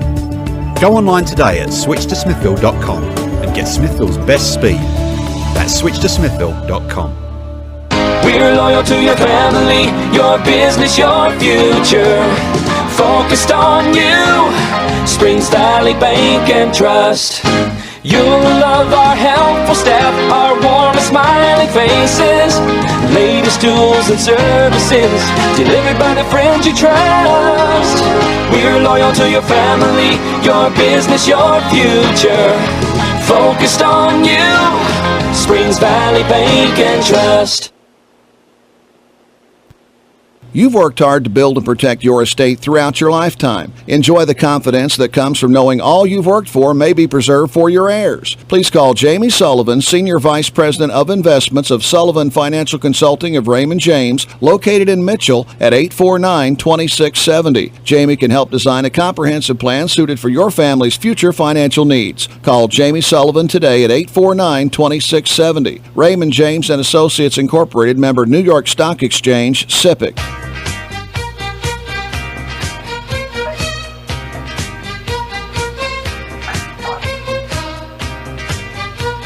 Back again at Breeden Field here in Marengo as our Springs Valley halftime report continues. Hawks with a 20-6 lead on the Wolfpack. At the break on the Fast Eddie scoreboard, Hawks dominating the statistical categories. They have 186 yards of total offense thus far, 113 of those on the ground in 17 carries. Colby Lowe, 7 totes, 45 yards leading the way. Jackson Land, 5 for 25. Now, he didn't play. He got banged up there early in the second quarter, and I don't remember him coming back in for a few plays. Now, the Hawks haven't run that many. They've been able to be very efficient when they have had control of the football, so we'll monitor his status as we continue to move along. In the passing department, Cole Cooper was 2 out of 4 with an interception for 47 yards, and Drake Terry 1 for 1 as he threw for that 26-yarder to Jordan Curtis, Valley's third touchdown right there before halftime. Hawks only managed 4 first downs, all on the ground, and fortunately they did well enough on first and second down that they didn't need a whole lot of third downs because they weren't very effective there. They were 0 for 5 on third downs, but they did convert both their fourth down opportunities, and time of possession virtually equal 11:42 for Valley, 12:18 for Crawford. Valley did have 2 turnovers, the 1 interception by Cole Cooper, and then toward the end of that first half, after a nice run by Jordan Curtis, as he was being tackled, he coughed up the football, but Crawford could not take advantage of that. For the Wolfpack, just 41 yards on the ground on 16 carries, and Peyton Arnold just 1 of 8 passing with 3 interceptions, just 9 yards, only 50 yards of total offense. They also picked up 4 first downs, all on the ground. They also struggled a little on third downs, where they were 2 out of 6, 1 of 2 on fourth downs. But what's really hurt them have been the interceptions, where they have been, or turnovers, where they've been picked off 3 times. Cole Cooper did have a 58-yard punt. Dalton Stout had 1 for 30. Hawks, though, penalized 5 times in that first half for 46 yards, just 2 for Crawford County, totaling a total of 8. So that's where we stand right now. The Hawks with a 20-6 lead on the Fast Eddie's Country Store and Deli scoreboard. Second half about to begin. The Hawks are in their traveling white uniforms with black numbers, black pants, black helmets with a white B. Crawford in the burnt orange uniforms with black numbers, orange pants, and orange helmets.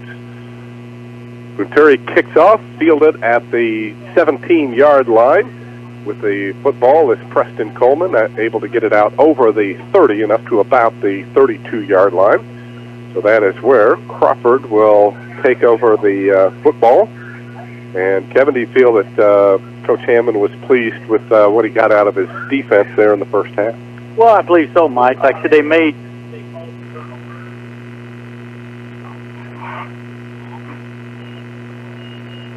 Yeah, we seem to be having some technical difficulties here with Coach Mills' microphone here. We'll see if we can get that rectified here.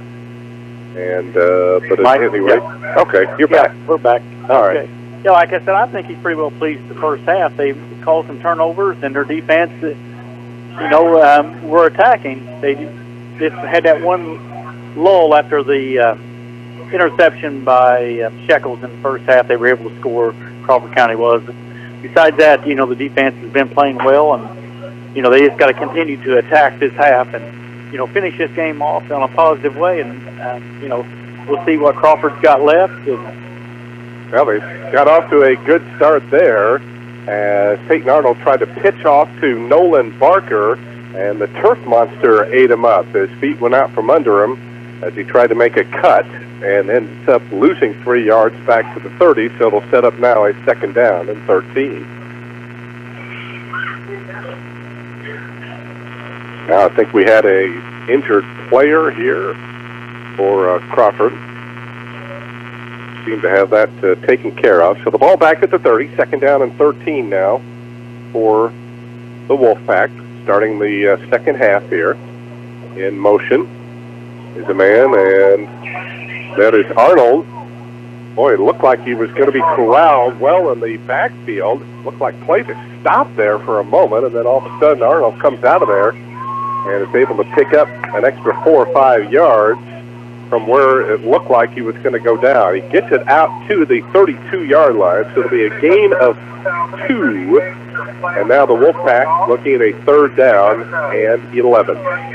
Just underway, third quarter, 10:45 remaining. Hawks up 20-6 on the Fast Eddie scoreboard. Yeah, I think they missed the handoff there. And, actually, it's 3rd and 12 back at the 31-yard line. Tate did a nice job of just taking off and running with it. Arnold looking to throw on third down, fires it out on the flat, and the pass is incomplete.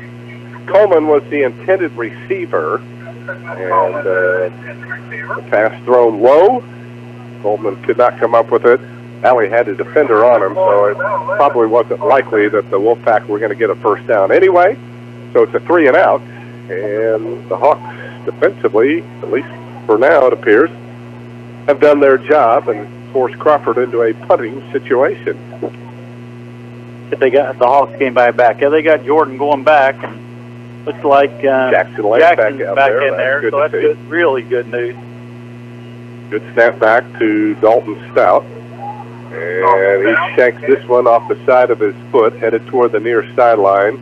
Jackson's just going to let it roll, and it will go out of bounds at the Valley 37-yard line. So we're not getting much of his foot into the ball. It turns out to be a pretty decent kick. 32 yards there for Dalton Stout. And the Hawks will have the football for their first possession here of the second half at their own 37-yard line. Well, the Hawks did a nice job on defense there. I'm sure Coach Reynolds wanted, Crawford get the ball in the second half, come out and have a drive, but, Valley was able to shut them down and see if they can get something going offense here. On 1st and 10, Colby Lowe in motion. Hand off to Seth Dickey. Works his way off the right side and pounds his way forward for maybe a couple of yards. Not a whole lot that time. And on the stop for Crawford, Nolan Barker. They'll give it a gain of We'll give them a gain of 2. The ball just shy of the 39. Second down and 8. That's just the second carry for Colton. He carried on Valley's first play of the night and hadn't carried the ball until there. Again, Land splits wide to the far side. Out of the pistol, Cooper takes the snap, hands off to Jordan Curtis, makes a little cut at the line of scrimmage, drives forward, out over the 45, and before the Wolfpack can bring him down, Jordan, a nice piece of running, and again, credit these Valley backs. They just keep those legs pumping. Crawford trying to tackle high, and Jordan picks up an extra 3 or 4 yards. He'll take it right to midfield, an 11-yard gain on the play. Mikey did a nice job of wrapping that ball up, That's going to be, he's a little taller than the rest of the back, so he's going to be a little more vulnerable to be getting hit up high, so he's going to have that ball wrapped up. He did a nice job that time, made a good cut, a nice first down. Got a clock problem, I think, Mike, here. They started they're trying to restart the play clock at 40 seconds. So now we're ready to go. Well, now Valley huddles. They've got plenty of time here, still 30 seconds on the play clock. 1st and 10 for the Hawks. Ball at midfield. Again, Land will split wide to the far side. Got Dickey in a slot right. Low in motion. Colby on the counter play. Not going to find a lot of running room here off the right side. Maybe a yard, perhaps 2. And it looks like Crawford's starting to smell out that counter play a little bit. 2-yard gain, second down and 8. Yeah, it's going right off, like I said, right toward the end or right off tackle, a little wider. Colby has a choice to, take it inside or outside, and Crawford's getting used to it a little more now, making a little more of a struggle. And see if they, they may come out the play action pass here. They had some success passing, and if what the Hawks do here on second, what do we got, Mike? 2nd and 8? Correct. Again, Cooper out of the pistol, sends Colby in motion. Inside handoff goes to Jordan Curtis, and making sure that Jordan would not go anywhere was Nolan Barker, and he filled Jordan for no gain on the play. It'll bring up now a 3rd down and 8. Mike, the Hawks tried that inside counter, and they've not had success with that this year. They've probably tried it 6 or 7 times this year, and maybe once or twice they've been able to get some yards. But just not, carrying out their blocks on that, and he had nowhere to go there. Just as soon as he got the handoff, Nolan Barker was right there, made a nice play. This time Land splits wide to the near side. 3rd and long now for the Hawks. In motion is Curtis. Play action, back to throw. Cooper fires it downfield, and again he will way overthrow his intended target. That was Ammon Acuff. But again, boy, we have seen Cole Cooper with a rifle for an arm. Unfortunately, he threw that one 5 yards over the head of Ammon Acuff, so it'll bring up now a 4th down and 8. And again, it looks like Valley. I think they make fun here. Yeah. I was going to say, you don't want to give up good field position here. No. Cole has been kicking the lights out of the football right now, so you want to pin Crawford back deep here. And he gets off yet another beauty. It'll be fielded at the 16-yard line there by Clayton Shekels, and he is immediately twisted to the ground by Jackson Land. So good coverage by Jackson to get down there and prevent any sort of a return. And Crawford will get the football back now with 7:22 to go here in the 3rd quarter. Hawks continuing to lead the Wolfpack on the Fast City scoreboard at 20-6. The ball spotted at the 17-yard line, so that is where the Wolfpack will take over the football. Again, Peyton Arnold, the quarterback. The fullback is Clayton Sauer. The wingbacks, Nolan Barker and Keith Brooks. The split end, Clayton Shekels. And the tight end is Nick Stroud. Stroud is split wide to the near side. Arnold out of the pistol. Oh, it snapped over his head. Back to the 1-yard line. Scramble for the ball. And it's picked up by Crawford County, and it's going to be a safety. The ball in the end zone as Peyton Arnold was able to fall on top of it. I think, let's see who's getting it off the ground there. I think it might have been, it's Camden Grandstaff. He nearly came up with that football in the end zone, it would have been a touchdown, Kevin. Yeah. Boy, what a thrill for him if he had been so. But as it is, it will go as a safety. The Hawks will get 2 points, and they will get the football back. So a break in the action with 7:04 to go here in the third quarter on the Fast City scoreboard.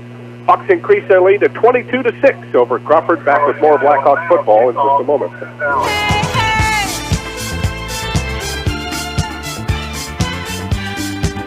A message from Springs Valley Meadows and Prince Lick. As we age, recuperating from an illness or surgery may take more time than it used to. It's important for you to follow your doctor's discharge orders and include physical, occupational, and speech therapies when needed.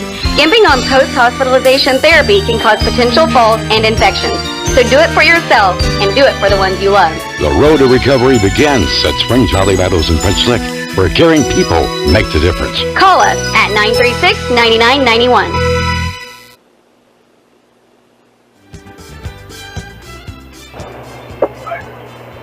Hawks get a couple of gift points as the snap by the center, Garrett Stout, over the head of Peyton Arnold. And Hawks able to stuff Arnold in the end zone. And now Dalton Stout will basically punt off. Fielded at the 37-yard line by Jackson Land. Starts it up the middle of the field, 40, 45, 50. Breaks the tackle, and he's going to go all the way. Jackson Land returning the punt for a touchdown, 63 yards as he took it straight up the middle of the field. Got some great blocks along the way, and once he got to the 30-yard line, there were no more defenders left to catch him, and Jackson gets Valley's first special teams touchdown of the year. And just like that, the Hawks have blown this one open. They now lead 28-6 with 6:53 to go in the third quarter. Yeah, Mike, he got a running start there, and man, he found a little bit of a gap there. And he showed the explosiveness he's got, and boy, it's good to see that after the first half. He took a big hit, and looks like he's going to be fine. So, special teams are playing a big part in the ball game, and the Valley's coming out on top in that area. Hawks will go for two. Ball snap back to Cole Cooper looking for running room, and yes, off the right side. Again, got a couple of nice blocks out there at the line of scrimmage, and prances into the end zone, and the Hawks have put 10 very quick points up on the board in less than a minute. They're able to score. Actually, they do it in the span of 11 seconds. So now with 6:53 to go, third quarter. The score reads Springs Valley 30, Crawford County 6 on the Fast City scoreboard. We'll return with more Blackhawks football right after this.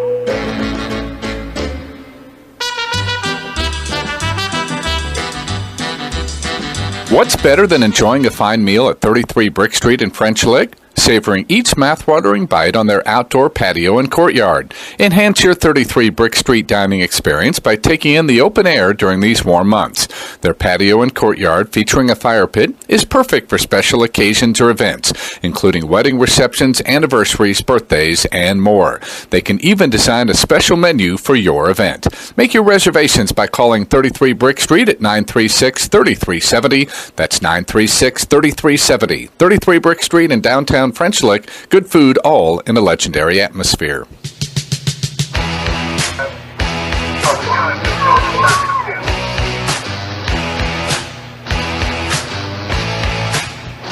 Now in the opening quarter, the Hawks scored 46 seconds apart. Go up 12-0 here, taking advantage of a safety and a nice kickoff return off the after the safety by Jackson Land, a 63-yard scamper. The Hawks get 10 unanswered points, and suddenly they have a 24-point lead. A short kick by Josh Quinturi, setting up Crawford now at their 35-yard line. And on first down and 10, I believe this is Nolan Parker carrying the football, and again, not finding a whole lot of running room.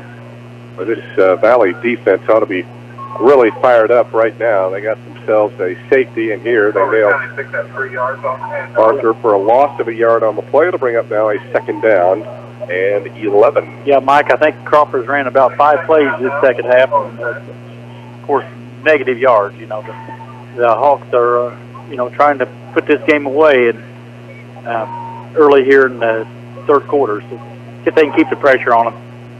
Nearing the halfway point of the third quarter. Arnold takes the snap, drops back to throw, now flushed out of the pocket, he's hit, and he'll go down and lose a couple of more yards. He stepped up to avoid a bigger loss, but Adam George coming in. And Adam, Kevin, this week moved from his defensive end position to that outside linebacker position, and I think the Hawks are responding well to some of those changes. It looks like it, Mike. They've been attacking and been able to basically control Crawford all except one drive, and we'll see. As the season goes on, you just kind of start figuring out where your players are more successful, and it looks like the Hawks have, found something here at their defense, and that'll make a big. 3rd and 12. Arnold to throw, fires it out on the flat. He's got Shekels. He slips one tackle, gets it up to the 40, but he's going to be stopped well shy of the first down. I believe that's only the second reception of the night for Peyton Arnold, isn't it? Yes. So it'll go for 7 yards to the 40, but it's going to leave a 4th and 5 now for Crawford. And you're down by 24 points here midway through the third quarter. Kevin, what does Jeremy Reynolds want to do here? Hey, he's probably going to put it in the air. I would be looking for the Stroud boy right now, 6'5", and see where he is on the field. Looks like he's lined up on the left side. So 3 wide outs. Ball snap back to Arnold. They pitch it off now to Barker, and Nolan Barker can't find any running room, and in fact, his feet go out from under him again. That's the second time that Barker's been tripped up by the turf monster, and he will lose 5 yards back to the 35. The Hawks do the job again as Crawford Gambling being down by 24 points, and now they will give up tremendous field position as the Hawks will take over now 1st and 10 at the Crawford County 35-yard line with 4:27 to go here in this third quarter, and a chance here for the Hawks to really put some distance between themselves and the Wolfpack. Cooper still in at quarterback. We also see Desmond Jones, a 5'11 sophomore, Kevin, getting a shot there, and with some new faces in there, a little confusion, so Mark Hammond elects to take a timeout. We'll see if Valley, I think they'll finish out the quarter with their starters, and we'll see if they, move in some younger kids. We'll just have to take a look here. It's still, we got almost 5 minutes left in the third quarter, but Hawks really look in control of the game now.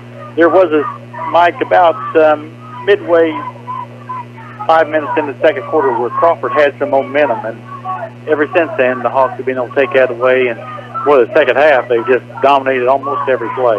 Good.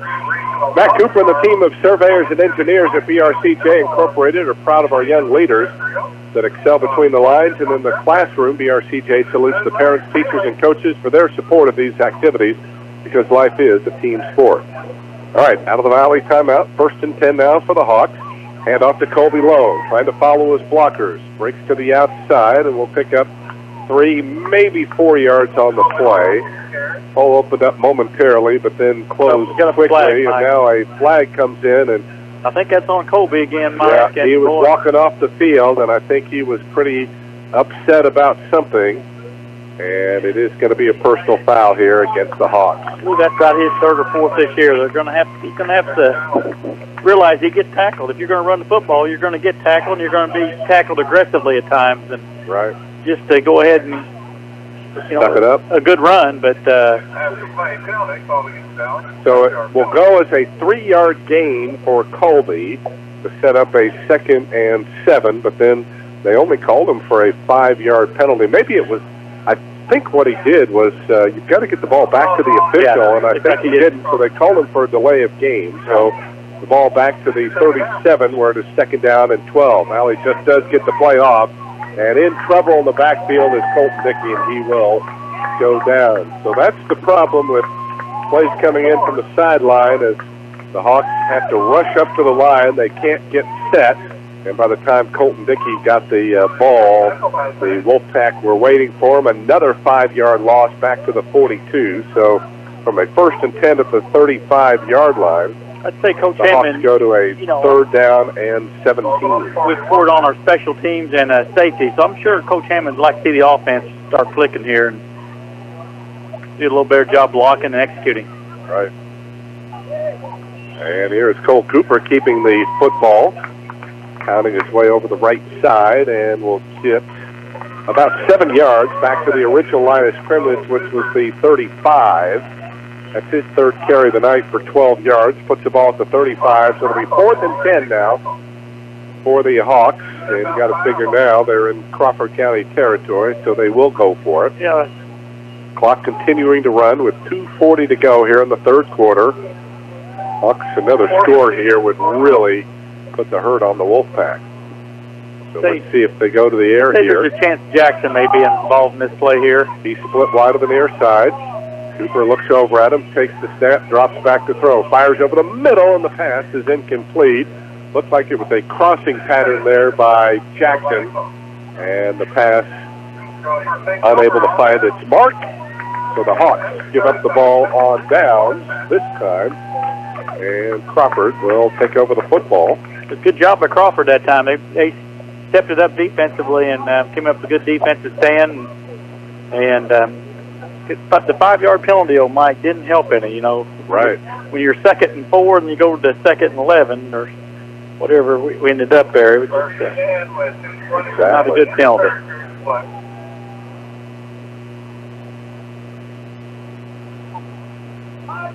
So the Wolfpack have it back now at their own 35. Arnold, the quarterback, takes the snap and keeps the football, works his way off the left side, turns the corner, 45, and almost up to midfield.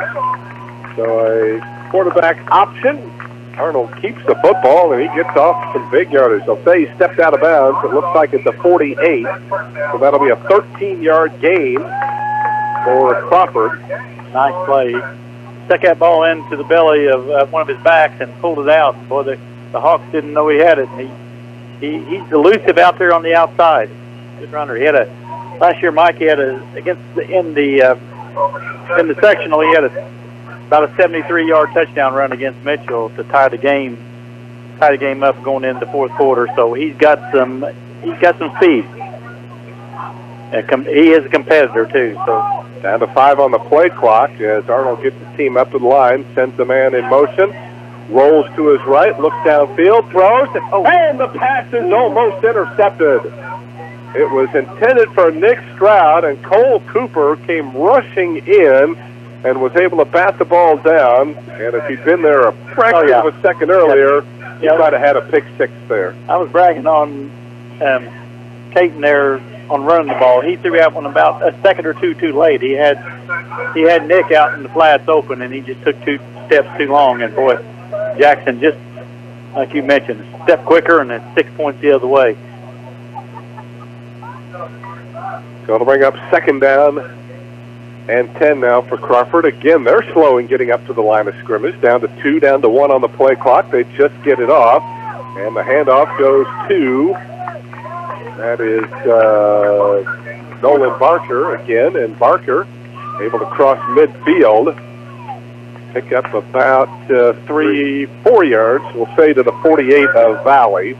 So it'll set up now a 3rd down and 6. And when you're at midfield, you got to figure you're definitely in 4-down territory when you're down by 24 points. 90 seconds left here in the third quarter. Still 30-6 in favor of the Hawks. They have scored 10 here in the third quarter, a safety, a touchdown, and a 2-point conversion. Now, 2 wideouts, 1 to either side. Back to throw is Arnold. Has time, fires it out on the flat, and this time he overthrew his intended receiver. That was the freshman, Keith Brooks. So it'll bring up now a 4th down and 6 here for Crawford, who has Peyton Arnold, the quarterback, Clayton Sauer, the fullback, the wingbacks, Nolan Barker and Keith Brooks. Clayton Shekels, the split end, Nick Stroud, the tight end. The tackles, Nick Riddell and Tyler Melton. The guards, Dalton Stout and Peyton Howerton, and the center, Garrett Stout. So let's see if the Hawks can hold here on 4th and a long 6 and get the football back, or if Crawford can keep the drive alive. And the handoff goes here to Brooks. Oh, boy, nice. Looks like he has stopped short of the first down on the sweep around left end. Looked like he was going to get it, and then all of a sudden the Hawks came up, and Drake Terry again made a big play, and they're going to stop him short, so give Brooks a gain of 5 on the play to the 40. Well, actually, technically, it's a gain of 4. But the Hawks will take over 1st and 10 now at their own 44-yard line. So 2 possessions for Crawford here. Make that 3 possessions here in this third quarter. The Hawks have been able to stop them on all 3. Yeah, Valley's able to close that down. It looked good at the start. I got a penalty. That'll kill the play here. Probably going to be a false start here on the Hawks. And again, Mark Hansen, they're going to wave the flag. All right. So no. These guys can't figure out where to mark the football here. The ball was actually closer to the 44 to start the drive, but since they snapped it, now they moved it back to the 43. Well, it looked like it was the 43 at first, so I guess so that means you're going to have to give Brooks 5 yards instead of 4 yards. I think I did already, Mike. Okay. I think that's why I was looking at it. We've got to be accurate, don't we? On 1st and 10, handoff Jackson Land on the counter. Has a big hole up the middle. Nice. Makes a couple of cuts. Still on his feet. Driving forward. Breaks another tackle. 40, 35, all the way down to the 30, maybe even the 29-yard line. And Jackson, who looked like he was shaken up earlier in the ball game, showing no signs of it there as he twisted and turned his way and picks up huge yardage. They'll say he stepped out of bounds at the 30. So it's a 27-yard gain on the play for Jackson. And the Hawks now back into Crawford County territory at the Wolfpack 30-yard line. Yeah, nice play. He came back through there, and they made some nice blocks. Able to break it up the middle. Then he cut it back across the field, and that's when he was starting to pick up, big yards there and made a couple of good twists. Colton on the counter play, fumbles the football, but he's able to fall on top of it. Again, the Hawks running that counter play again, and just as Colton kind of made a cut, he lost the football, but fortunately it came right back to him. He'll actually pick up 5 yards on the play to the 25, so that'll set up now a 2nd down and 5 as we come to the end of the third quarter. Hawks continuing to dominate through 36 minutes, 12 minutes away from what they hope will be their first win of the season. On the Fast Eddie scoreboard, after 3, it is the Blackhawks 30, the Wolfpack 6. Back with the fourth quarter in a moment. This is Springs Valley High School football.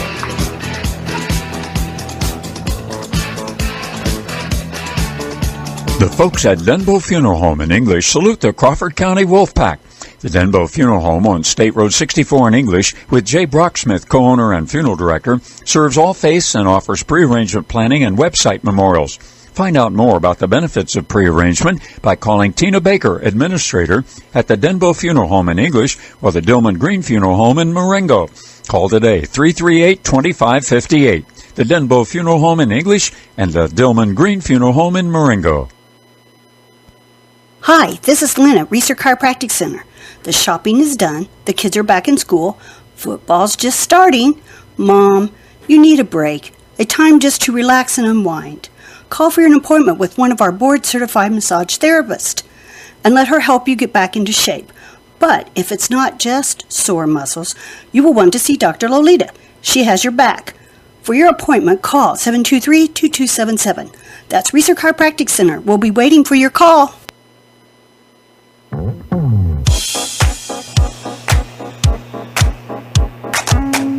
With Capital Hills, Mike Hamilton at Brayton Field in Marengo. We start the fourth quarter with the Hawks leading 30-6, and that Adam George carrying the football. It sure is. I don't think Adam has carried so far this year. He has not. His first carry of the ball game, and he will get close to first down yardage.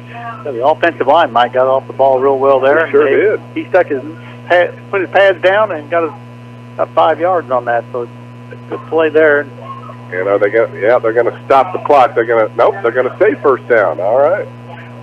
So they won't even measure. So give Adam George on his first career carry 5 yards, And the Hawks do pick up a first down, and they're now in the red zone at the 20. Now on first down again, this time it's Colton Dickey, and he's not going to find nearly as much success here. Maybe a yard, perhaps two, as he tried to work his way off the left side. In fact, they'll call it no gain on the play. And they'll bring up now a second down and 10 at the 20.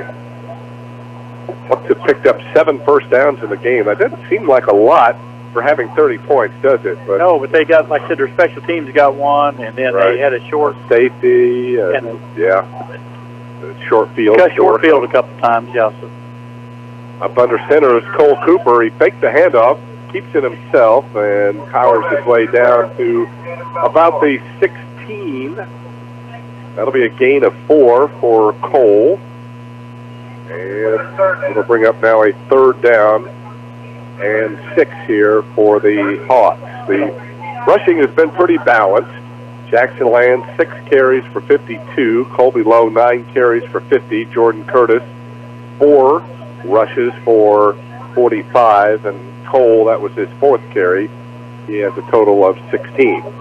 Here it's 3rd and 6 at the Crawford 16. Hawks trying to punch in another one. Land in motion. Jackson gets it on the sweep, trying to get to the outside. Makes a nice little cut. Spins away from another defender and is finally spilled at about the 13. Boy, I like to watch Jackson make those little twists and turns and little moves, and it works at times. There he managed to pick up a couple of extra yards. He'll get it to the 13, so a 3-yard pickup, but it'll still leave the Hawks with a 4th down and 3. Crawford, like I said, they run to the football. They do a nice job getting there, and they've defensively played well at times tonight. They haven't given up the big play except on a pass play where they've gotten maybe a halfback pass, or they do a pretty good job of running down these counter plays. There's a nice hole there. To Colton Dickey. He'll get the first down as it was snapped back to Cole, and Colton just came around behind. Cooper took the snap, and big hole, as Kevin said, on the left side. He powers his way down to the 6-yard line. 7-yard gain on the play, and it is 1st and goal now for the Hawks.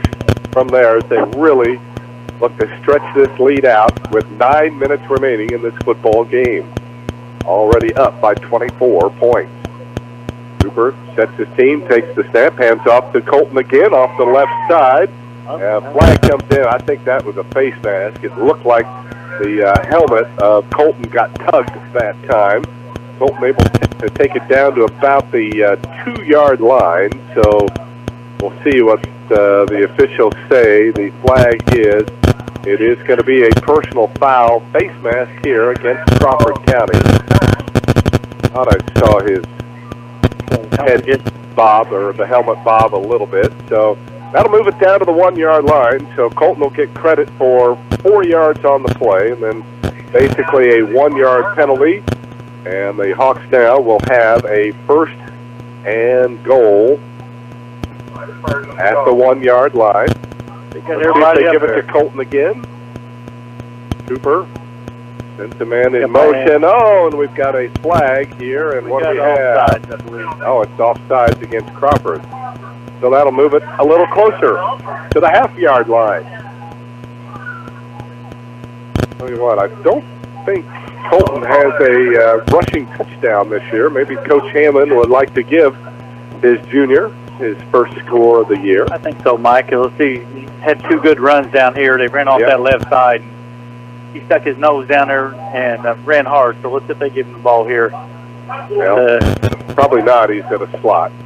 1st and goal from inside the 1. The snap to Cooper. He drives forward, and he's into the end zone. Touchdown, Springs Valley.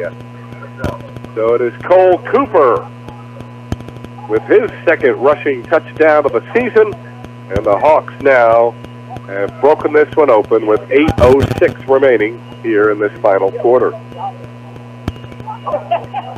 Yeah, Mike, they've Valley's came out the second half and been able to control the football game, and finally, basically broke the will of Crawford. Crawford hung in there for a while, but the second half's been just a real good half by the Hawks, and came out.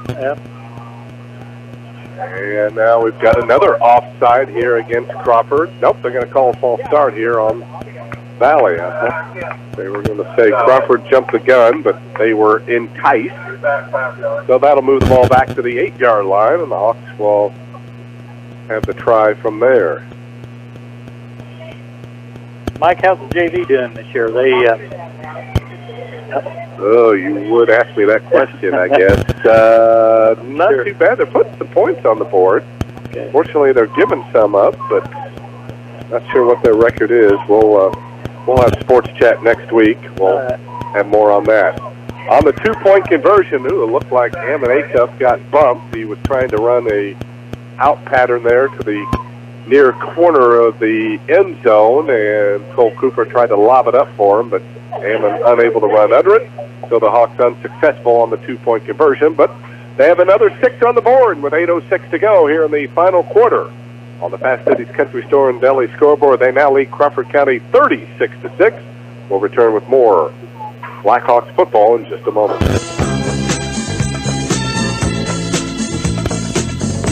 Rolling Tire and Auto, your auto value dealer in West Baden, gives new meaning to the term complete car care. It starts with Rolling, carrying a full line of auto parts for all you do-it-yourselfers, not just parts, but the tools to install them.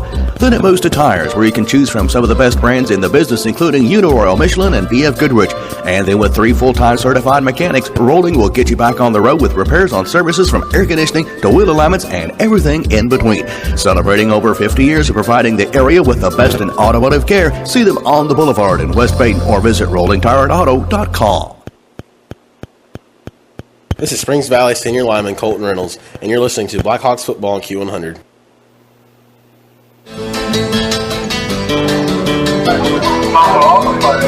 Back to action as Josh Venturi kicking off. It was fielded by Clayton Shekels, and as he returned it, he got about 10 yards down the field, and as he was hit, he coughs up the football, and it's Brooks Deddy, the 5'11" freshman, that falls on top of it for the Hawks. That's a thrill for the young man. And the Hawks have forced yet another Crawford County turnover, their 4th of the ball game, and the Hawks have the football back, 1st and 10 now at the Crawford 36-yard line. Yeah, my turnovers have been a big key to this game. You know, I don't believe Crawford would have been able to stay with Valley, but the turnovers haven't helped any.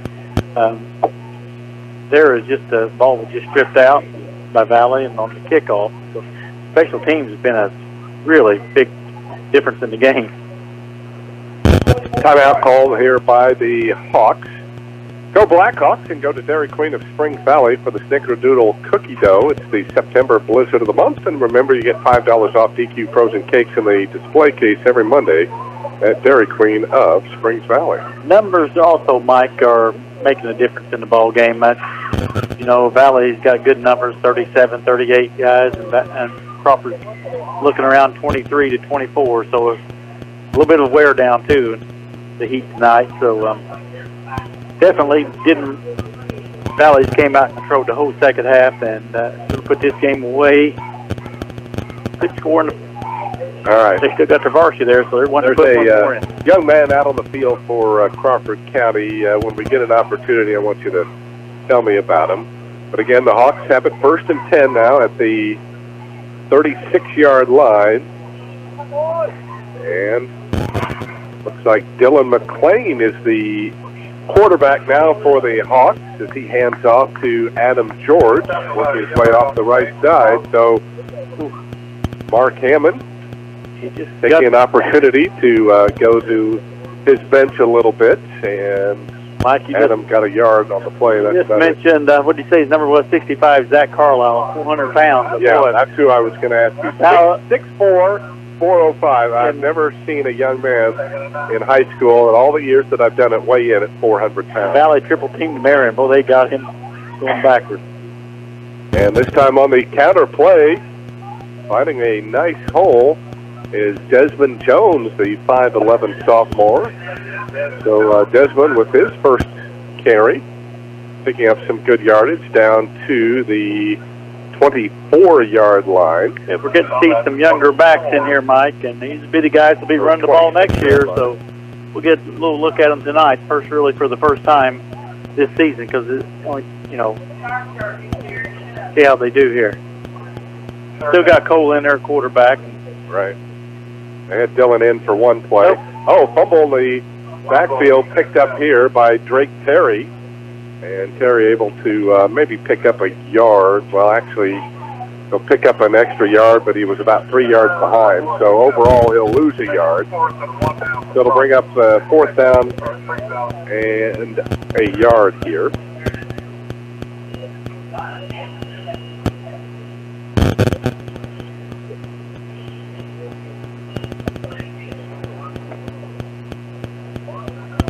Clock continuing to run, 6:10 remaining. Let's see if the Hawks can pick up the first down. Cooper keeps it himself as he fakes the handoff and gets it inside the 25, and that will be enough to move the chain. Yeah, the offensive line, Mike, taking over the game too. They've dominated play here. They're really getting off the ball, for this late in the game, doing a nice job getting off the football and driving Crawford back.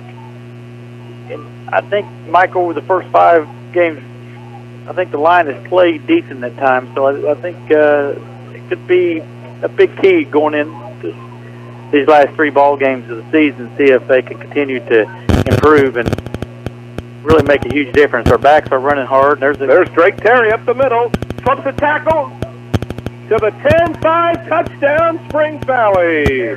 The Hawks have been running the counter play all night long. And again, from that wing-back position, the running back just comes back, takes the handoff, and he had a huge hole off the right side, broke a couple of tackles, and Drake Terry, one of the seniors on this Valley squad, able to race it 22 yards, and the Hawks now lead 42-6 with 5:29 remaining in this contest.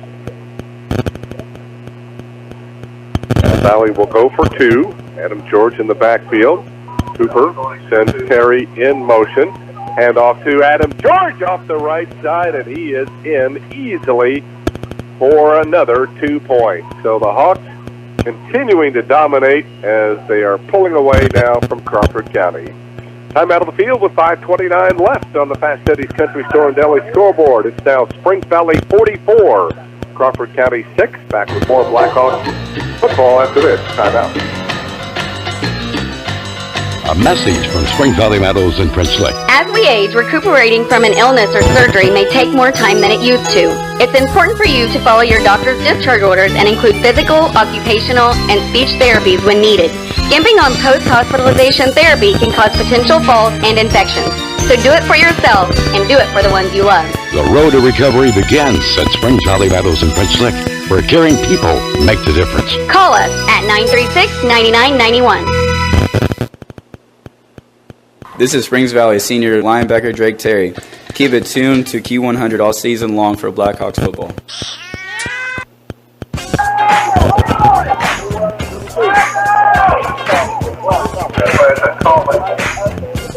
Josh Buteri kicks off, fielded by Preston Coleman, who brought it about 7 yards up to the 35-yard line, and then a late penalty flag improved in. Looks like it may be on Crawford, Mike. I think so.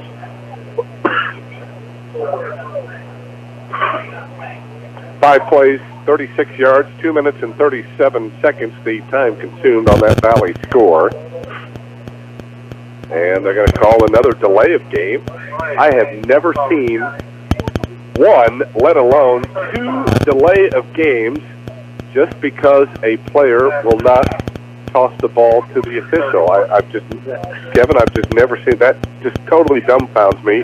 Valley's been called for one, and now they've called Crawford for one, and I just don't understand the point of that. I'm not sure either, Mike. It looks like, the play was over, and, the ref's going to get the football. I don't know if they need to worry about it's a courtesy to get it back to them, but come on. All right, on first down instead. Oh, the Hawks smell out the play as the ball given to Dylan Riddell, the 5'4" senior, and Desmond Jones came storming in now as the Hawks are starting to use some of their JV players, and boy, that's a big thrill when on Friday nights you can make plays like that as they snow Riddell all the way back to the 24-yard line. That's a loss of 7. It'll bring up now second down at 17, and it kind of looks like both teams here, Kevin, with the game well out of hand, an opportunity here to use some of their younger players. Yeah. Cameron Money for Valley, a 6'4" junior in there. Excuse me, a handoff here. And coming off. Kept it. Yeah, Peyton Arnold carrying, and he fought for a couple of hard-earned yards out to the 26. It'll still leave a third down and 15. I'm trying to get in some of the names. Gunnar Perkiser, a 5'9" sophomore, I see in there. Dylan McLean at a cornerback. Who else? We have Connor Grimes, a 5'7" freshman at safety in there. We'll try to pick out some more names for you here. Back to throw is Arnold. Fires over the middle, and the pass is incomplete. And a penalty flag comes in, and we're going to have pass interference, I believe, here on the Hawks.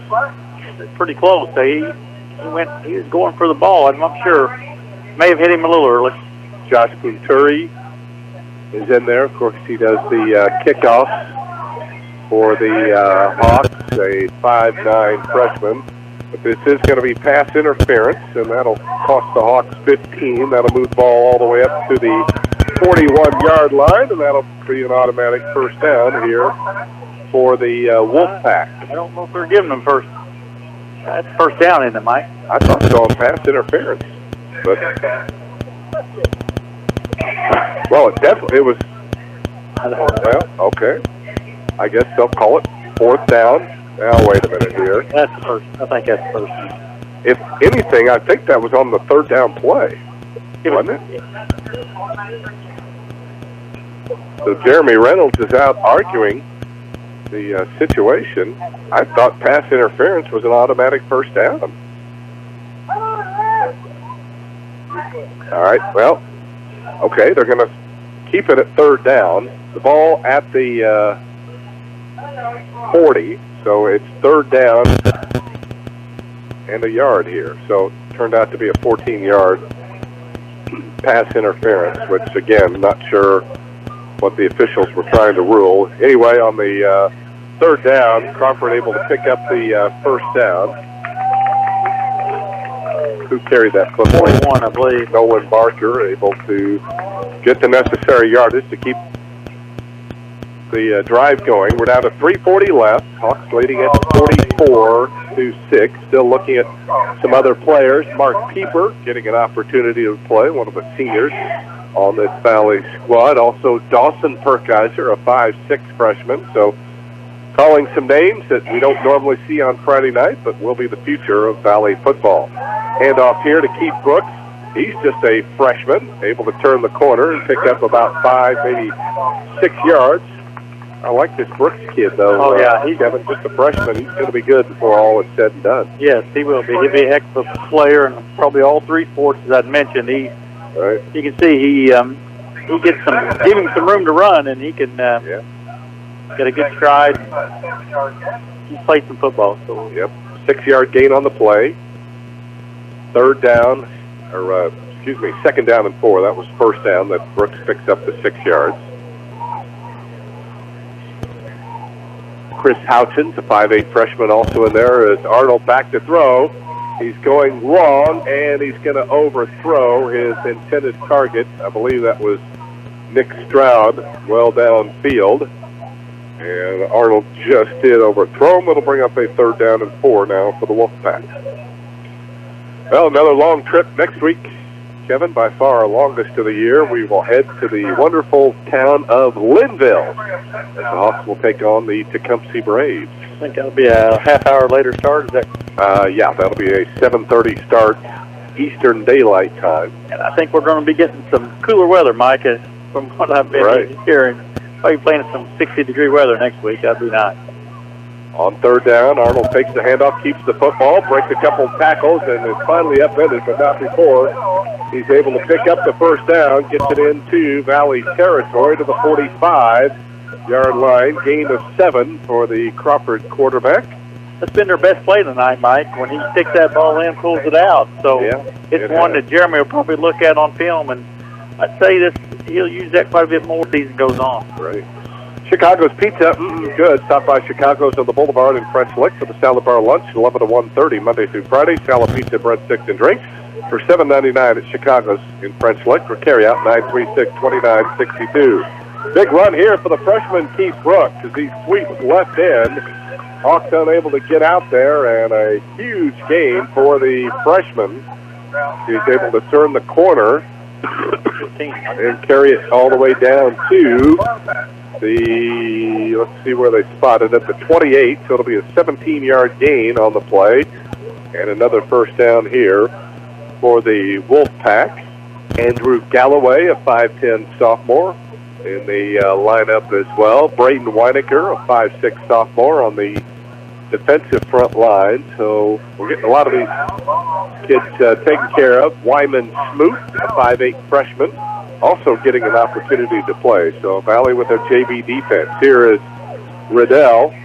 That is Dylan Riddell, trying to work his way off the right side. Picks up a couple of yards as we're down to 1:45 left. The Hawks are finally going to break the ice, and it will be week 6 that they will pick up their first win of the season at the expense of Crawford County, who will drop to 1-5. Gain of just a yard on the play there for Dylan Riddell. It'll bring up now a 2nd down and 9. By the way, we really enjoyed our Chicago's Pizza on our trip down here. Looking forward to it next week when we head to Tecumseh. So, again, thanks to Dave Childers and his staff. So now we're going to get a timeout, I believe, called here by Crawford. It comes with 1:12 left. Hawks spoiling homecoming for the Wolfpack. They lead 44-6 on the Fast Eddie scoreboard. We'll return to Breeden Field here in Marengo after this 30-second timeout. A salute to the Blackhawks from Tony Robbins and the construction crew at TRC Construction in French Lick for concrete work, land clearing, and site work, driveways, foundations, patios, and sidewalks. Call TRC Construction 653-7007. Need a real estate appraisal? Do you need to sell your home, farm, or business? Call Brooks Galloway Real Estate and Appraisal on College Street in French Lick, 936-7301 or Paoli at 723-7302. See the listings on the web at brooksgalloway.com. This is Springs Valley Senior wide receiver Jackson Land. Your power station for Blackhawk Sports is Q100 WFLQ.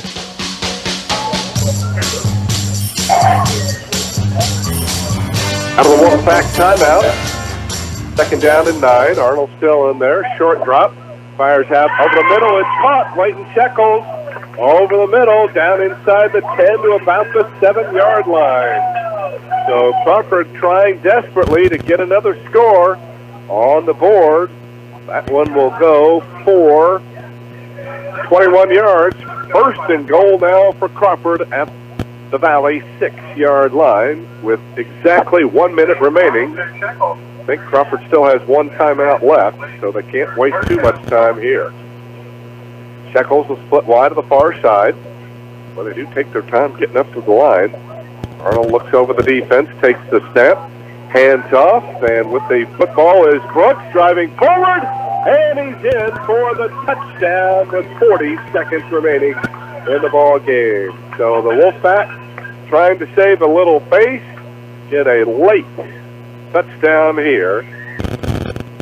And now it is 44-12 with 40 seconds left in the contest. The Brooks boy, you can see he's going to be a nice player. That was a good drive, even though, like I said, we got some younger kids in there. It was still good for both teams there. I think our defense got a little experience, and Crawford's offense is able to get one in there. Drive as well. We'll go over it here.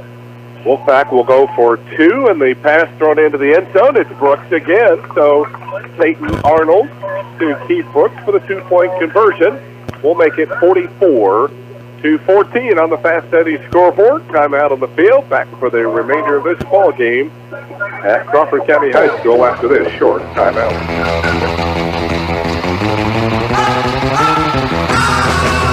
Attention cord cutters. Have you switched to streaming TV services only to discover your internet speed isn't cutting it? Make your streaming TV experience seamless with Smithville's fiber internet. The best for streaming TV, movies, videos, and more. Smithville Fiber is prepared for today's technology as well as whatever tomorrow brings. Be more than a cord cutter. Be on the cutting edge of internet. Visit switchtosmithville.com today to learn more or call us at 800-742-4084. This is Springs Valley senior lineman Justin Haley. Your powered station for Blackhawks sports is Q100 WFLQ.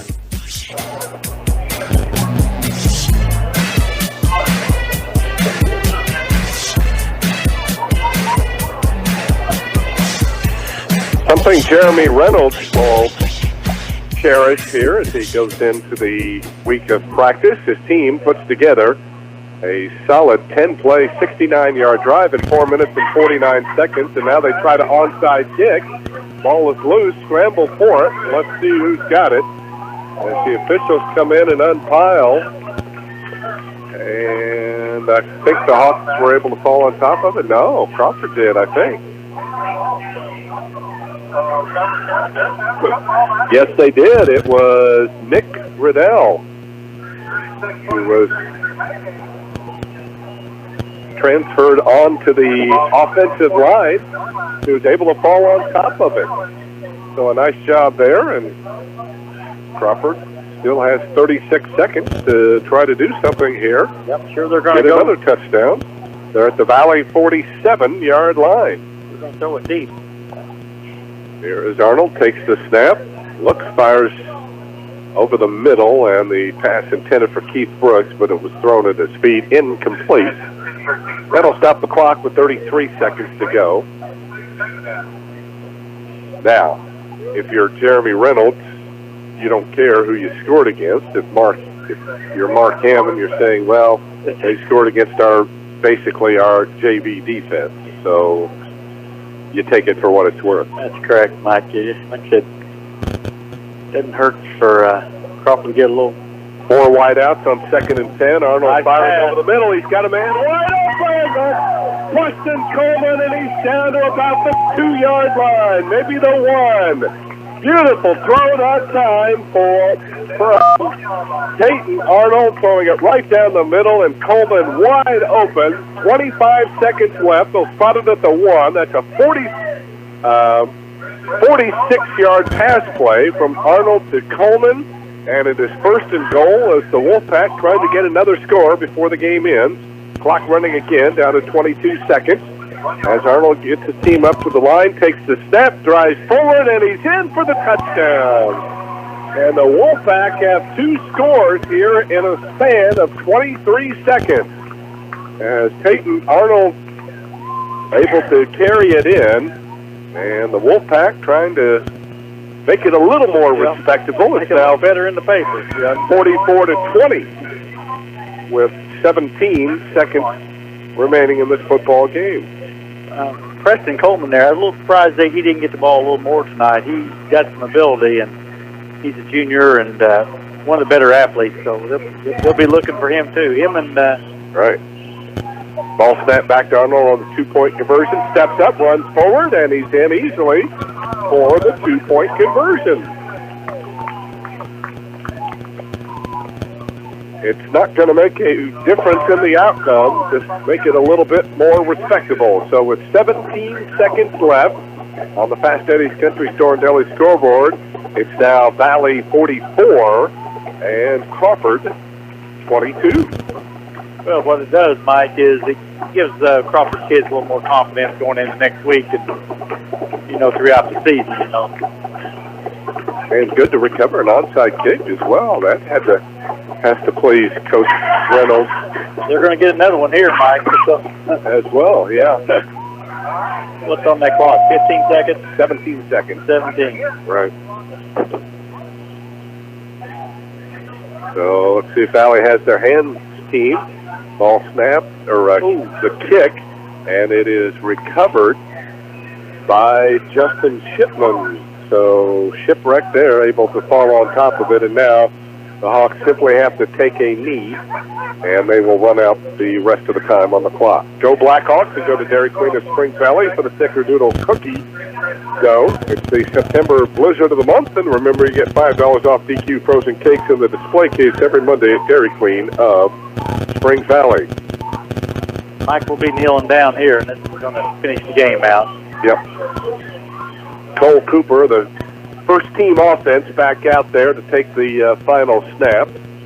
As Cole up under his center, Camden Grandstaff takes the snap, drops to a knee, and that will take us to the conclusion of this one. So it took to week 6, but the Hawks will savor this one as they pick up their first victory here in 2018 as they knock off their Patoka Lake Athletic Conference rivals, the Crawford County Wolfpack, and their former standout player and former assistant coach, Jeremy Reynolds. But give credit to the Wolfpack.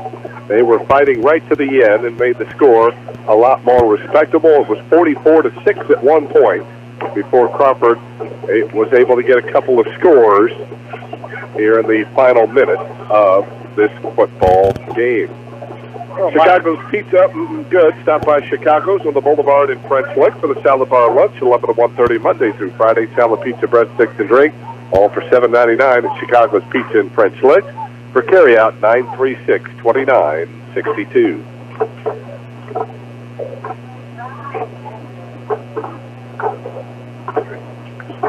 Okay. Well, Mike, tonight I think, the Hawks played pretty much a complete game. Special teams was a big factor. Then they forced 3 or 4 turnovers there when the game was on the line, and helped put the game away. And just a much better game. And this is one they've got to have to. They'll have to be able to basically bring us to Tecumseh next week and see if we can get a good shot at getting another win next week. And really, Valley, their last 3 games are all winnable, against opponents they were able to beat last year, and ones that we'll have a good shot at. It's just a matter of putting together, 4 good quarters. And tonight they were able to do that, even though, Crawford really, the third quarter was really, a quarter that just, they did not play well, and Boy Valley took advantage of it. All right, we'll be back to recap all of tonight's action in a moment. The final score here this evening from Breeden Field in Marengo on the Past Eddie's Country Store and Deli scoreboard. The Springs Valley Blackhawks 44, the Crawford County Wolfpack 22. You're listening to Springs Valley High School Football.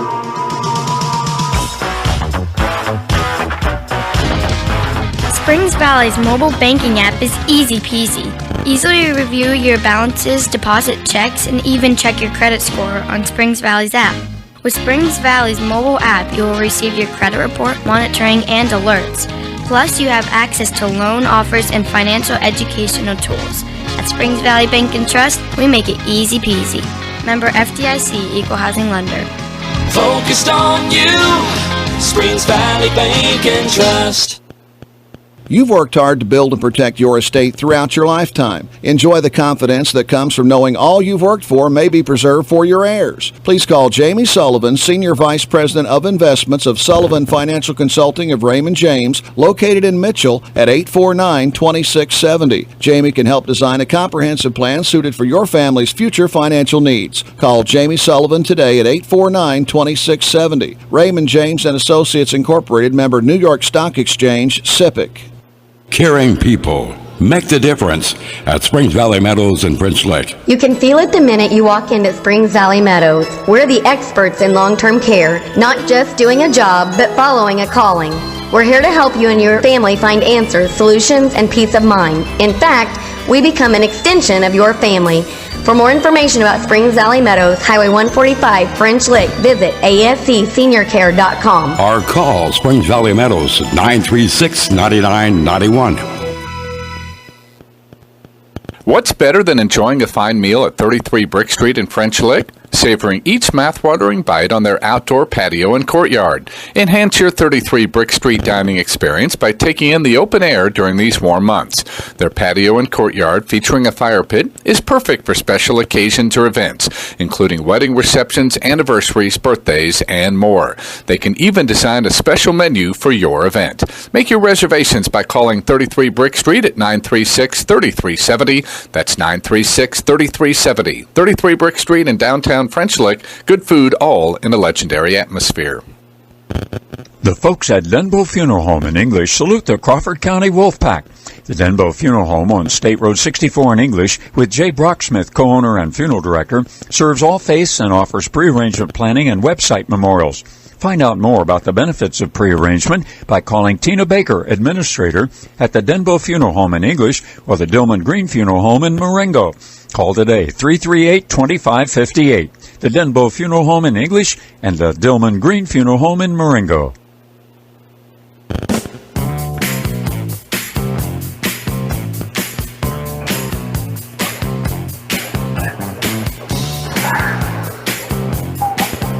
We're back once again at Breeden Field here in Marengo, where the Springs Valley Blackhawks are celebrating their first win of 2018 as they knock off the Crawford County Wolfpack by final count of 44-22. The Hawks came ready to play. They scored a pair of touchdowns within 46 seconds of one another in the opening quarter and took advantage of 4 giveaways by the Wolfpack tonight to pick up their first win of the year, and really, even with a 20-6 lead at halftime, really clamped down defensively and scored a safety and a touchdown and 2-point conversion to go up 30-6, and they continued to pour it on in the second half as they scored 24 points after intermission and win this one handily. So after being shut out in week 1 and last week by Tell City, it was good,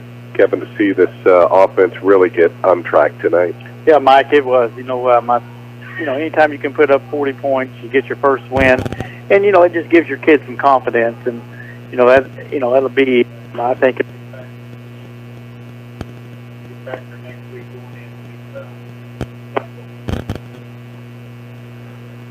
All right, again, we seem to have some technical difficulties with our microphones here. Are you back? I think so, Mike. Okay. Yeah, I think sorry. we're back on there. So, it's a game where I think the Hawks knew they had the advantage in the game, and they came out. And I think the thing Coach Hammond's going to be happy about, I think they didn't play down. They went up to a better level, and definitely played much better than they did last week. If they played like this last week, I think they came out on top or had a really good chance right at the end to win the football game.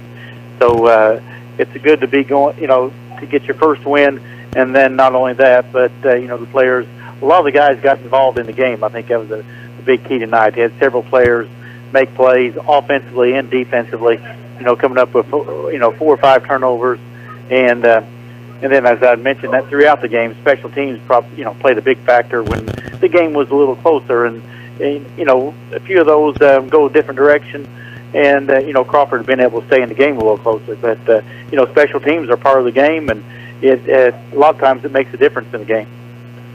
Final again, 44-22 as Springs Valley defeats Crawford. We'll take a quick break and continue with more of our post-game, including a chat with Springs Valley coach Mark Hammond. That follows these words. This is Springs Valley High School football.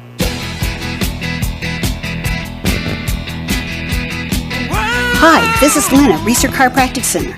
The shopping is done. The kids are back in school. Football's just starting. Mom, you need a break. A time just to relax and unwind. Call for an appointment with one of our board-certified massage therapists and let her help you get back into shape. But if it's not just sore muscles, you will want to see Dr. Lolita. She has your back. For your appointment, call 723-2277. That's Reeser Chiropractic Center. We'll be waiting for your call. Rolling Tire and Auto, your auto value dealer in West Baden, gives new meaning to the term complete car care. It starts with Rolling carrying a full line of auto parts for all you do-it-yourselfers, not just parts but the tools to install them. Then it moves to tires, where you can choose from some of the best brands in the business, including Uniroyal, Michelin, and BF Goodrich. And then with 3 full-time certified mechanics, Rolling will get you back on the road with repairs on services from air conditioning to wheel alignments and everything in between. Celebrating over 50 years of providing the area with the best in automotive care, see them on the Boulevard in West Baden or visit rollingtireandauto.com.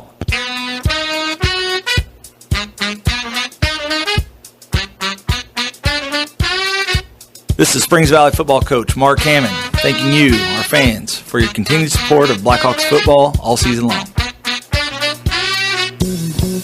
Back once again at Crawford County High School here in Marengo. Hawks pick up win number 1 on the season as they defeat Crawford County 44-22. Joining us now, head coach Mark Hammond. And Coach, I guess you can breathe a sigh of relief. Yeah, I tell you, it's after kind of laying an egg last week at home and homecoming Dell City there, or at least feeling like we did. Like I said, I thought we didn't play real well last week, and then coming in and watching Crawford on film, you knew they were going to come hard on defense and had enough weapons on offense that they could hurt you. So you don't know how your kids are going to come out and respond.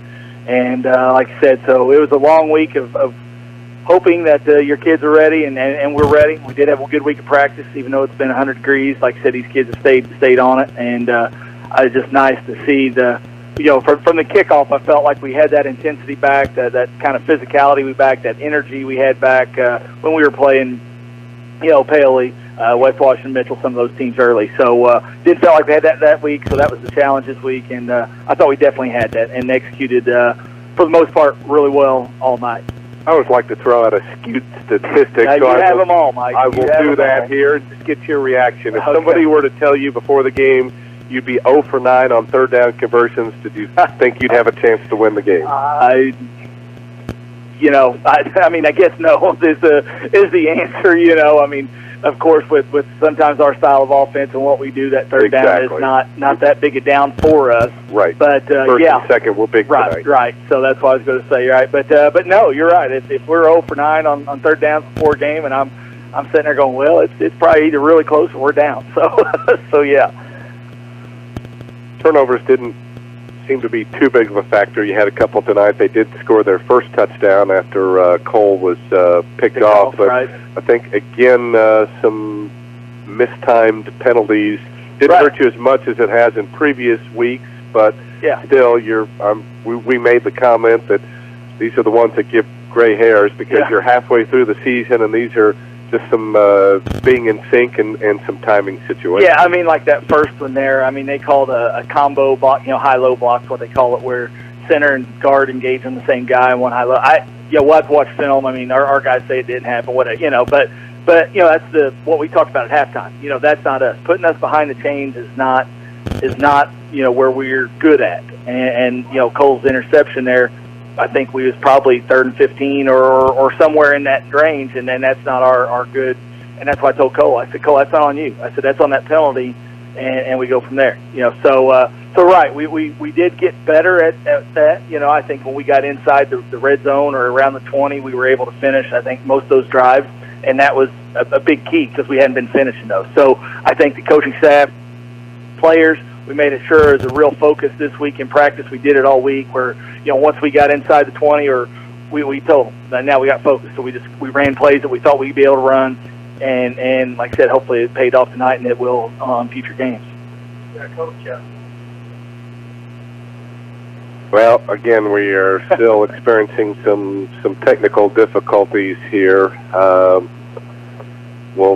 Maybe we can share a microphone or something here. But Coach, I thought going into the game, I thought it was critical that you get off to a good start tonight. And I tell you, they start really, caught Crawford on their heels a little bit, and we were able to, get out there to a quick start, get up on them, put some pressure on them. They did come back here after that interception was a big play by the Shekels boy, and kind of gave them a little momentum. Right. But you put the good start with the good special team play, and boy, it puts you in a great position. Then, of course, you come out the second half, and really dominate that third quarter. Yeah, and that was like I said, that first half we felt real good with where we were at and how we started, and like I said, we was up I think 12-0 or whatever, and then we get the ball back and have that penalty and puts it aside, and Cole gets the interception, and it's like, oh, here we go. But again, as we get going, then the kids, you could tell they got refocused a lot quicker than they have been in previous games. And then like you said, we challenged them at halftime. We haven't been in this situation up 20-6, this year. And so the challenge is now let's finish 2 quarters here. And I said it starts in the third quarter, and they did a fabulous job of coming out on fire in the third quarter, Coach. I mean, I can't tell you that the kids, as soon as we said that, we had Cole Cooper back here going, Coach is right. He said we've played good halves. We just haven't played a full game yet, and he was right. And they got focused in, and like I said, they come out and showed us in the third quarter for sure. You got to be a little bit, careful with Crawford, because a little misleading that they're 1-4, but defensively they run the football nice. And boy, I tell you what, they made the hardest I'd seen Jackson get hit this year. I mean, he took one heck of a hit. I think it's midway through the second quarter, and so Crawford runs well the football, and so I think offensively, I think they our guys did a nice job tonight. Countering that, and boy, we came up with some nice plays on I don't know if it was a halfback pass or we threw. Boy, it was a beautiful pass, and then we were able to hit on another long pass early in the game. So I thought the mix in the offense helped and kept Crawford off balance some. And I mentioned Mike really during the game. I really think the offensive line, for the most part, has played pretty well this year. We played some good defenses, some teams with good lines, so it may not show up quite as much, but I think his second half of the season, I think you'll see it continue to get better. And our backs, I thought Kobe Lowe played the best I'd seen him play this year. Right. He was really running hard. So and I agree with everything you say, Coach. I think going back to Crawford real quick, Jeremy's doing a nice job down here. Those kids play hard, and we. You watch them on film, against West Washington and Mitchell and Perry and those games we watch, and they're ball games. I mean, they're flying all over the field, and that's why I told our kids. I said, this is going to be a battle. Coach Reynolds, being kind of from Valley, and we've coached him, and he's coached with us and knew you guys, and their kids are going to be fired up and ready to go. And I was just glad to see our kids, react and respond to that, because like I said, they got enough weapons. I mean, all across the field to hurt you a little bit offensively, because they throw the ball. You don't see a lot of teams that just want to line up and throw it. And the Arnold kid does a really good job of seeing the field. And I thought our defense responded to that as well. So and I tell you what, I coached Tate there for a couple of years there. He's a competitor. He gets up and takes a lot of hits, and boy, he gets right back in the huddle, and he had some nice runs tonight. He's deceptively quick. That's why I was more upset. I think it was the second half there. He had a couple nice runs, and I told him that at halftime. I said, we kind of are handling their backs a little bit. Let's not let the quarterback loose. I said he can run the ball, and he's elusive, and he had a couple nice runs there in the second half. So that probably upset me almost more than anything was we were kind of on our heels. We kind of forgot about that. So, but I, going back to some of the comments, Coach, our offensive line has played pretty well all year. I think last week, if you watch the film, they played okay, but not dominant. And we need to be dominant up front to really do well. And then our backs, like you said, Colby ran really hard tonight, just kind of going after it. And like I said, he was getting better early. I think he was trying to pick, and then all of a sudden he started really flying around the field. So if we can get them all, and that's just kind of what we think our offense can be, is a lot of people getting the ball and hopefully mixing the pass enough to keep everybody from jumping up on the line on. Yep. Coach, the most fun I had tonight was trying to go through and make sure I mentioned as many of our JV kids as we could there in that final quarter. Yeah, I'd say that's when you get in that situation, which doesn't happen very often, you try to make sure everybody gets on the field, and like I said, we knew Crawford wasn't going to quit playing, but we wanted to make sure we had everybody on the field. And like I said, if you had to do something over, maybe that when they got the onside kick, maybe we put our varsity kids back out, but we just wasn't really ready for that situation. So I didn't want to do that. And like I said, for that second one, we thought we better get them back out there. So I had enough time to get them ready if they had scored. So that's the thing, and I know the score. Like I said, I know a lot of people over there don't like to see that at the end, give up a few points, but again, I think our kids deserved it. We don't want to risk an injury out there. We already was banged up a little bit. Curtis is limping around. Jackson had a shoulder. Cole's had a hand. Reynolds has had a knee. This time of season, everybody gets dings and bings and bangs, and so when you get them out there, you want to get in that situation. You want to make sure you leave the game healthy, and like I said, that's one of those situations. But I told our team that I said, don't let anybody tell you that you let them score 22 or whatever. I said, I think if anybody was at the game, they realized we had a good handle on this game and pretty much, controlled both sides of the line of scrimmage and was able to do what we wanted to do. Yeah, I think so, Coach. Coaching for years, you're on both sides of the field in that situation, and you're always wanting to be on the side that you were tonight, and you're getting some of your kids some experience on the varsity level, and Crawford maybe can take a little bit out of that last 5 minutes Hopefully and help them for the rest of the season. So it's really not a bad situation there where. No. And maybe some of your seniors saying, "Oh, we didn't want to." I've been all through that. We've been through it, haven't we, Coach? But like I said, I think overall tonight, like I said, you take special teams, offense, defense. I think it was a complete game and one where the kids. I like the way they came to the game and really took it serious. I think they knew they had to have this game tonight, and that's good that they knew they had to have it and were able to respond. I agree. Coach, should be a lot of fun this week in practice as you get ready for probably your longest trip of the year. Yeah, I tell you, that's why I told the kids. I said, we got this one off the back, and we got to come out and enjoy it for a day or two. But just like the challenge we have every week is we got to start thinking about next week. And Tecumseh is one of those teams, like you said, it's a long drive down Interstate 64, and they're a team that's won a couple games. We haven't really seen them yet on film a whole lot, but again, they're going to come out. They always play pretty well at home, and they're going to be kind of the same way. They're going to be flying around on defense and always try to make it tough on you. And their offense is always kind of can hurt one. Usually got a guy that can throw a little bit, and a couple guys that can run it, and it keeps you off balance. So hopefully they enjoy it, because you do need to enjoy every win you get, but we got more work to do. All righty, Coach, thanks for joining us. Have a safe trip back to French Lick. All right. Talk to you on Wednesday for Sports Dan, and then, of course, next weekend from Linville as we try to make 2 in a row next week. All right, I appreciate it. Hope everybody has a safe travel home. All right. Good job, Coach.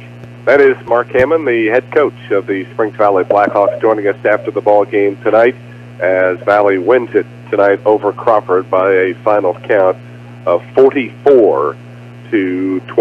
The Hawks led 20-6 at halftime, and then had a safety, a touchdown, 2-point conversion in the third quarter, and added a couple more scores in the fourth quarter. They led 44-6 at 1 point before Crawford actually scored 2 touchdowns in the span of 23 seconds as they recovered an onside kick and were able to make the most of their opportunity. Had a 46-yard pass that set them up first and goal at the 1, and they were able to punch it in from there. Go Blackhawks and go to Dairy Queen of Springs Valley for the Snickerdoodle Cookie Dough. It's the September Blizzard of the month, and remember, you get $5 off DQ frozen cakes in the display case every Monday at Dairy Queen of Springs Valley. Well, I don't like to interrupt coaches when they are discussing things, especially the head coaches, but we're going to try to get Coach Reynolds on here since he is a Valley boy, and hopefully they'll have other times that they'll be able to converse. But Coach Reynolds, thanks for coming up after the ball game, and again, just give us some of your thoughts. We were impressed at times in the ball game. There were a couple stretches there where the game kind of got away from you, but we saw enough good things to say, hey, if this team can put 48 good minutes together, a lot of good things can happen. Yeah, when you're playing at a school that's got 400 some odd kids, I feel like if we had a normal percentage of kids come out, like most like a Pale or anything else, we'd be okay. But I think we're missing, 5 or 6 guys that we should be able to get that would make a big difference for us. And that's what you did. We play good at the time, but we're not able to sustain it. And part of that, too, is obviously, like you've seen, I had 24 kids dressed there, and a lot of them play tennis. A lot of them do cross country. And I was telling the kids down here after the game, I said, guys, we're 8 weeks into the season. We've yet to be able to scrimmage 11-on-11 in practice. I said, and someone's sick, someone's got tennis, someone's got cross country. I said, until this is important to you, we're going to keep getting the same thing. So hopefully next week will be better.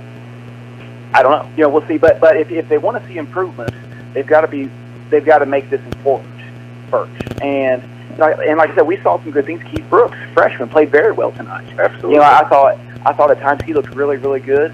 Unfortunately, Tatum's a big boy, and I can say this about him. He picked tonight to have the worst game I've ever seen him play, and he knows that. I'm not bashing him on the air. He knows he didn't play well, and he's got to play, and he's always played better. So I was really disappointed with that tonight. But we'll get better. I knew coming in it was going to be a process. I didn't expect to walk in here and win 11 games the first year. So the hard part is we've got the best 2 teams in our schedule coming up in Paoli and North Harrison.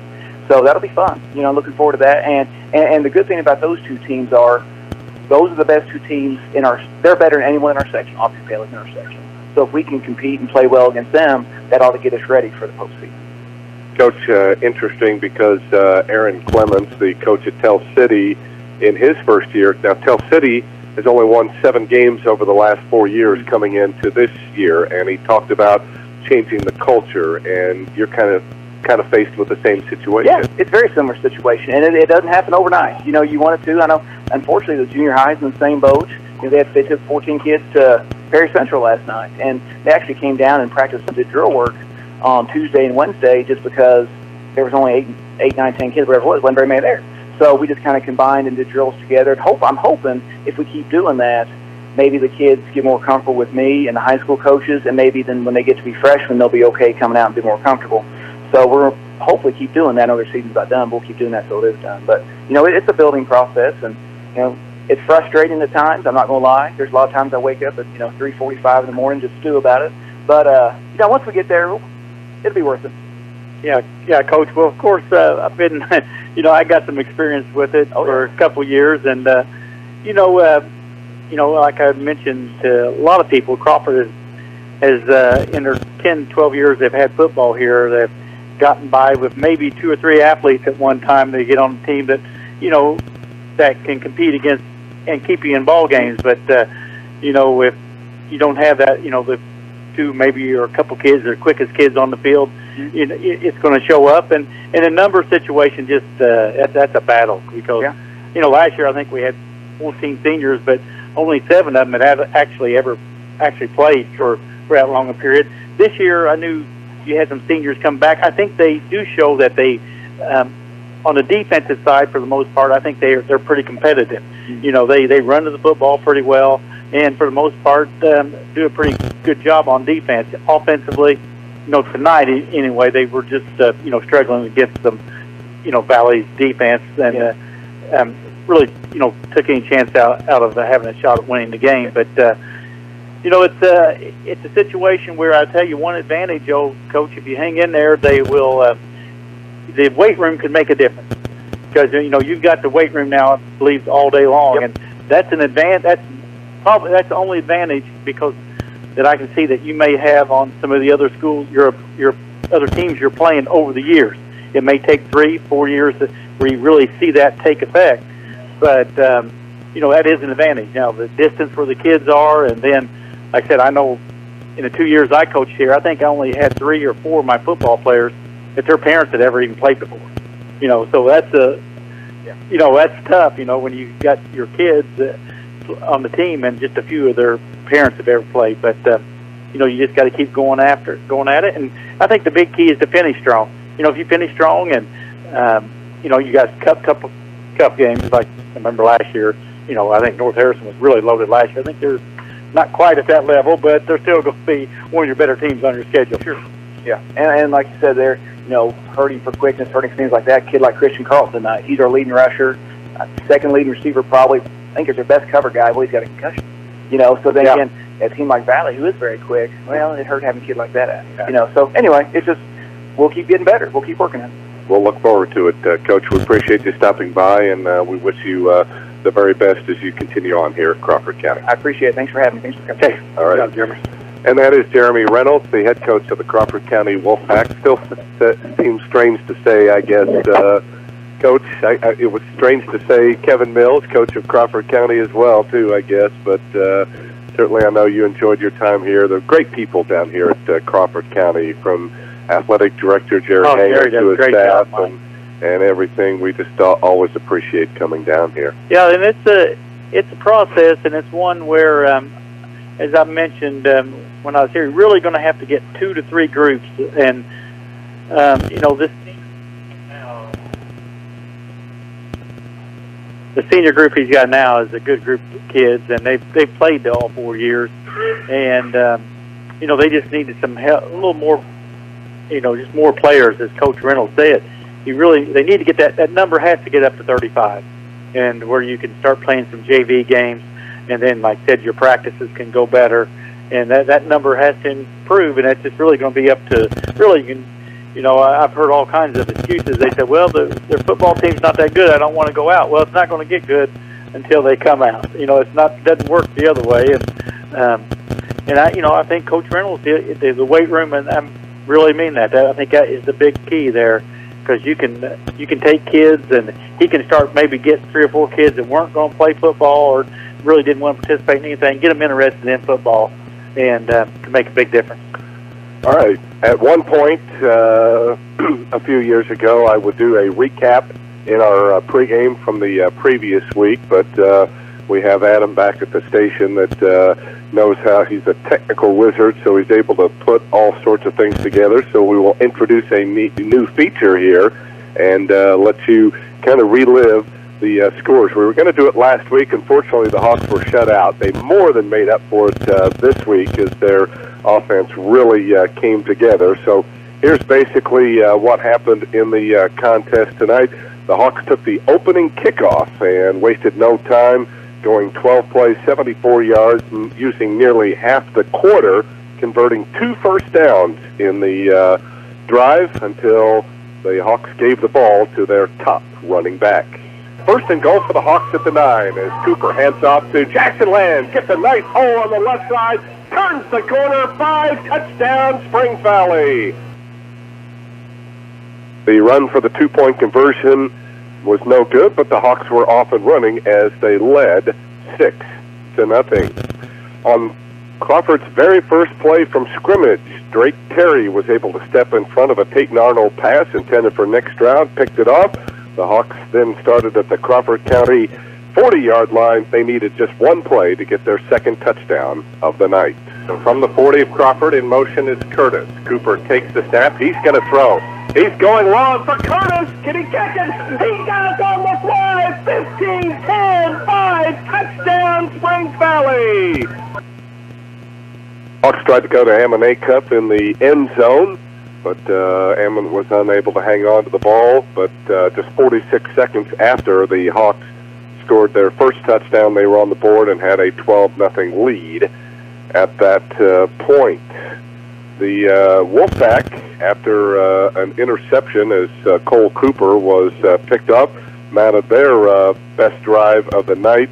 It covered, see if I can find it here. I guess I didn't actually write it down. It was just a 37-yard march for them, capped off by Peyton Arnold's 1-yard run, and just a minute and a half into the second quarter, the Wolfpack were in it, trailing just 12-6. But the Hawks would get a little more breathing room as they took advantage late in the first half, as they took advantage of another Crawford County miscue. Hawks were looking at a 2nd down and 8 from the Crawford 26 when they used a little bit of trickery. Cooper on the reverse to Drake Terry. He's going to throw the football. He's got a man, Jordan Curtis. He makes the catch. 10-5 touchdown, Springs Valley. Dolby, though, was then able to run it in for the touchdown. The Hawks had a little extra breathing room going into the half, up by a score of 20-6. Hawks, even though they held Crawford on the first series of the third quarter to a 3-and-out. Only got 1 first down, could do nothing with it, but then punted back to Crawford County. And once again, this time it was not really a turnover, but a bad snap that got the Hawks a couple of more points. Arnold out of the pistol. Oh, it snapped over his head. Back to the 1-yard line. Scramble for the ball, and it's picked up by Crawford County, and it's going to be a safety. That at the 7:04 mark of the third quarter gave the Hawks a 22-6 lead at that point, and that forced Crawford County to kick off. Dalton Stout did that, and he kicked the ball to the wrong man, Jackson Land. 63 yards as he took it straight up the middle of the field. Got some great blocks along the way, and once he got to the 30-yard line, there were no more defenders left to catch him, and Jackson gets Valley's first special teams touchdown of the year, as that upped the lead to 30-6 after Cole was able to run it in for the 2-point conversion. The Hawks, though, were not done, as they would tally a couple of more times in the fourth quarter, capping a 10-play, 57-yard drive in 4 minutes and 49 seconds, and it was Cole Cooper that finished the job. First and goal from inside the 1, the snap to Cooper. He drives forward, and he's into the end zone. Touchdown, Springs Valley. Hawks again tried to go to the air for the 2-point conversion. It was no good. That at the 8:06 mark of the fourth quarter to make it 36-6. And then after the kickoff was fumbled and Valley recovered at the Crawford County 36-yard line, they needed just 5 plays to find the end zone again in 36 yards. This time it was Drake Terry doing all the work. There's Drake Terry up the middle. Trucks a tackle to the 10-5 touchdown, Springs Valley. Adam George then ran it in for the 2-point conversion to make it 44-6. At that point, the Wolfpack would get a couple of more scores on Valley's JV defense. A Keith Brooks 6-yard run with 40 seconds to go, and then Arnold was able to throw to Keith Brooks in the end zone for the 2-point conversion to make it 44-14. And then after the Pack recovered an onside kick, a 46-yard pass to Keith Brooks set up a first and goal at the 1, and with 17 seconds to go, Peyton Arnold snuck it in. He then ran in the 2-point conversion, and that's the way things ended up, with the Hawks winning, doubling it up on Crawford County by a score of 44-22. Let's keep searching through all of our papers here. Boy, it's amazing all the papers we have for football in them. Valley outgaining Crawford now. You know, you figure that, again, there was not a lot of scoring in the, there was a lot of scoring in the contest, decidedly by Valley, but they didn't have a big edge on the statistics. 275 to 193. Hawks had 202 of those on the ground, and they keep turning the lights out on us, so we probably need to wrap things up. But, again, when you get your first victory of the year, you certainly want to take advantage of everything. Jackson Land, 7 carries, 55 yards, 9 carries, 50 yards for Colby Lowe, and 4 carries for 45 yards for Jordan Curtis. 3 out of 7 for Cole Cooper. Actually, he was 2 out of 6. Drake Terry threw one of the touchdown passes. Cole had the other for 73 yards. So 275 yards total offense, 8 first downs for the Hawks, all on the ground, 0 for 9 on third downs, 4 or 5 on fourth downs. 1 punt tonight for Cole Cooper. That was 58 yards. Actually had another one of 42. Forgot about that one that helped pin them back deep. Hawks did have those 6 penalties tonight for 61 yards. 193 yards of total offense for Crawford. 103 of those on the ground, 90 through the air. But the big key, the Hawks picked off Peyton Arnold 3 times tonight. 8 first downs, 6 on the ground, 2 through the air. They were 4 out of 11 on third downs, 1 of 4 on fourth downs. They had 4 turnovers tonight, 1 fumble, and 3 interceptions. Time of possession virtually equal, 24-26 to 23-34. Yeah, so, and Mike, like I said, on the stats there, like I said, Valley, the special teams put us in such good situations sometimes for our scores, and Crawford about 75, 80 yards that came in the last about 6 minutes of the game. So I think it was a dominant performance by Valley. You know, I think they controlled the whole game, and Crawford made a little run there midway at the end of the first quarter and start of the second, but Valley was able to score before halftime, and then just came out and controlled the whole third quarter. All righty. Real quick before they lock us in here, quick thought about Tecumseh next week. Well, I think going into the season and going from last couple of years, I believe we've been able to come away with victories there, and I think we'd have to be, if we play like we did tonight, I think we got a great shot at going to Tecumseh and coming away with the win. And, I'm sure Coach Hammond is not expecting anything less, and, they just need to take one game at a time and keep improving. And I think, the Hawks got to take their kids are focused in, I think, overall, and they're, like I said, they got seniors. They got senior leadership there, and I think that could carry them through these, toward the end of the season, get them ready for the sectional. All right, we'll look forward to that. Here tonight, the Hawks pick up their first victory of the year. They're now 1-5 on the year. Crawford drops to 1-5 as well. This was the 12th meeting between these two schools. Hawks continue to dominate in the series. They now lead 10-2. They've now 5 times overall and 5 straight times here at Breeden Field. As Coach Reynolds alluded, Crawford goes to Paoli next week, and of course the Hawks continue on the road, their second of their 3-game trip. They'll be in Linville to take on the Tecumseh Braves for a 7:30 start.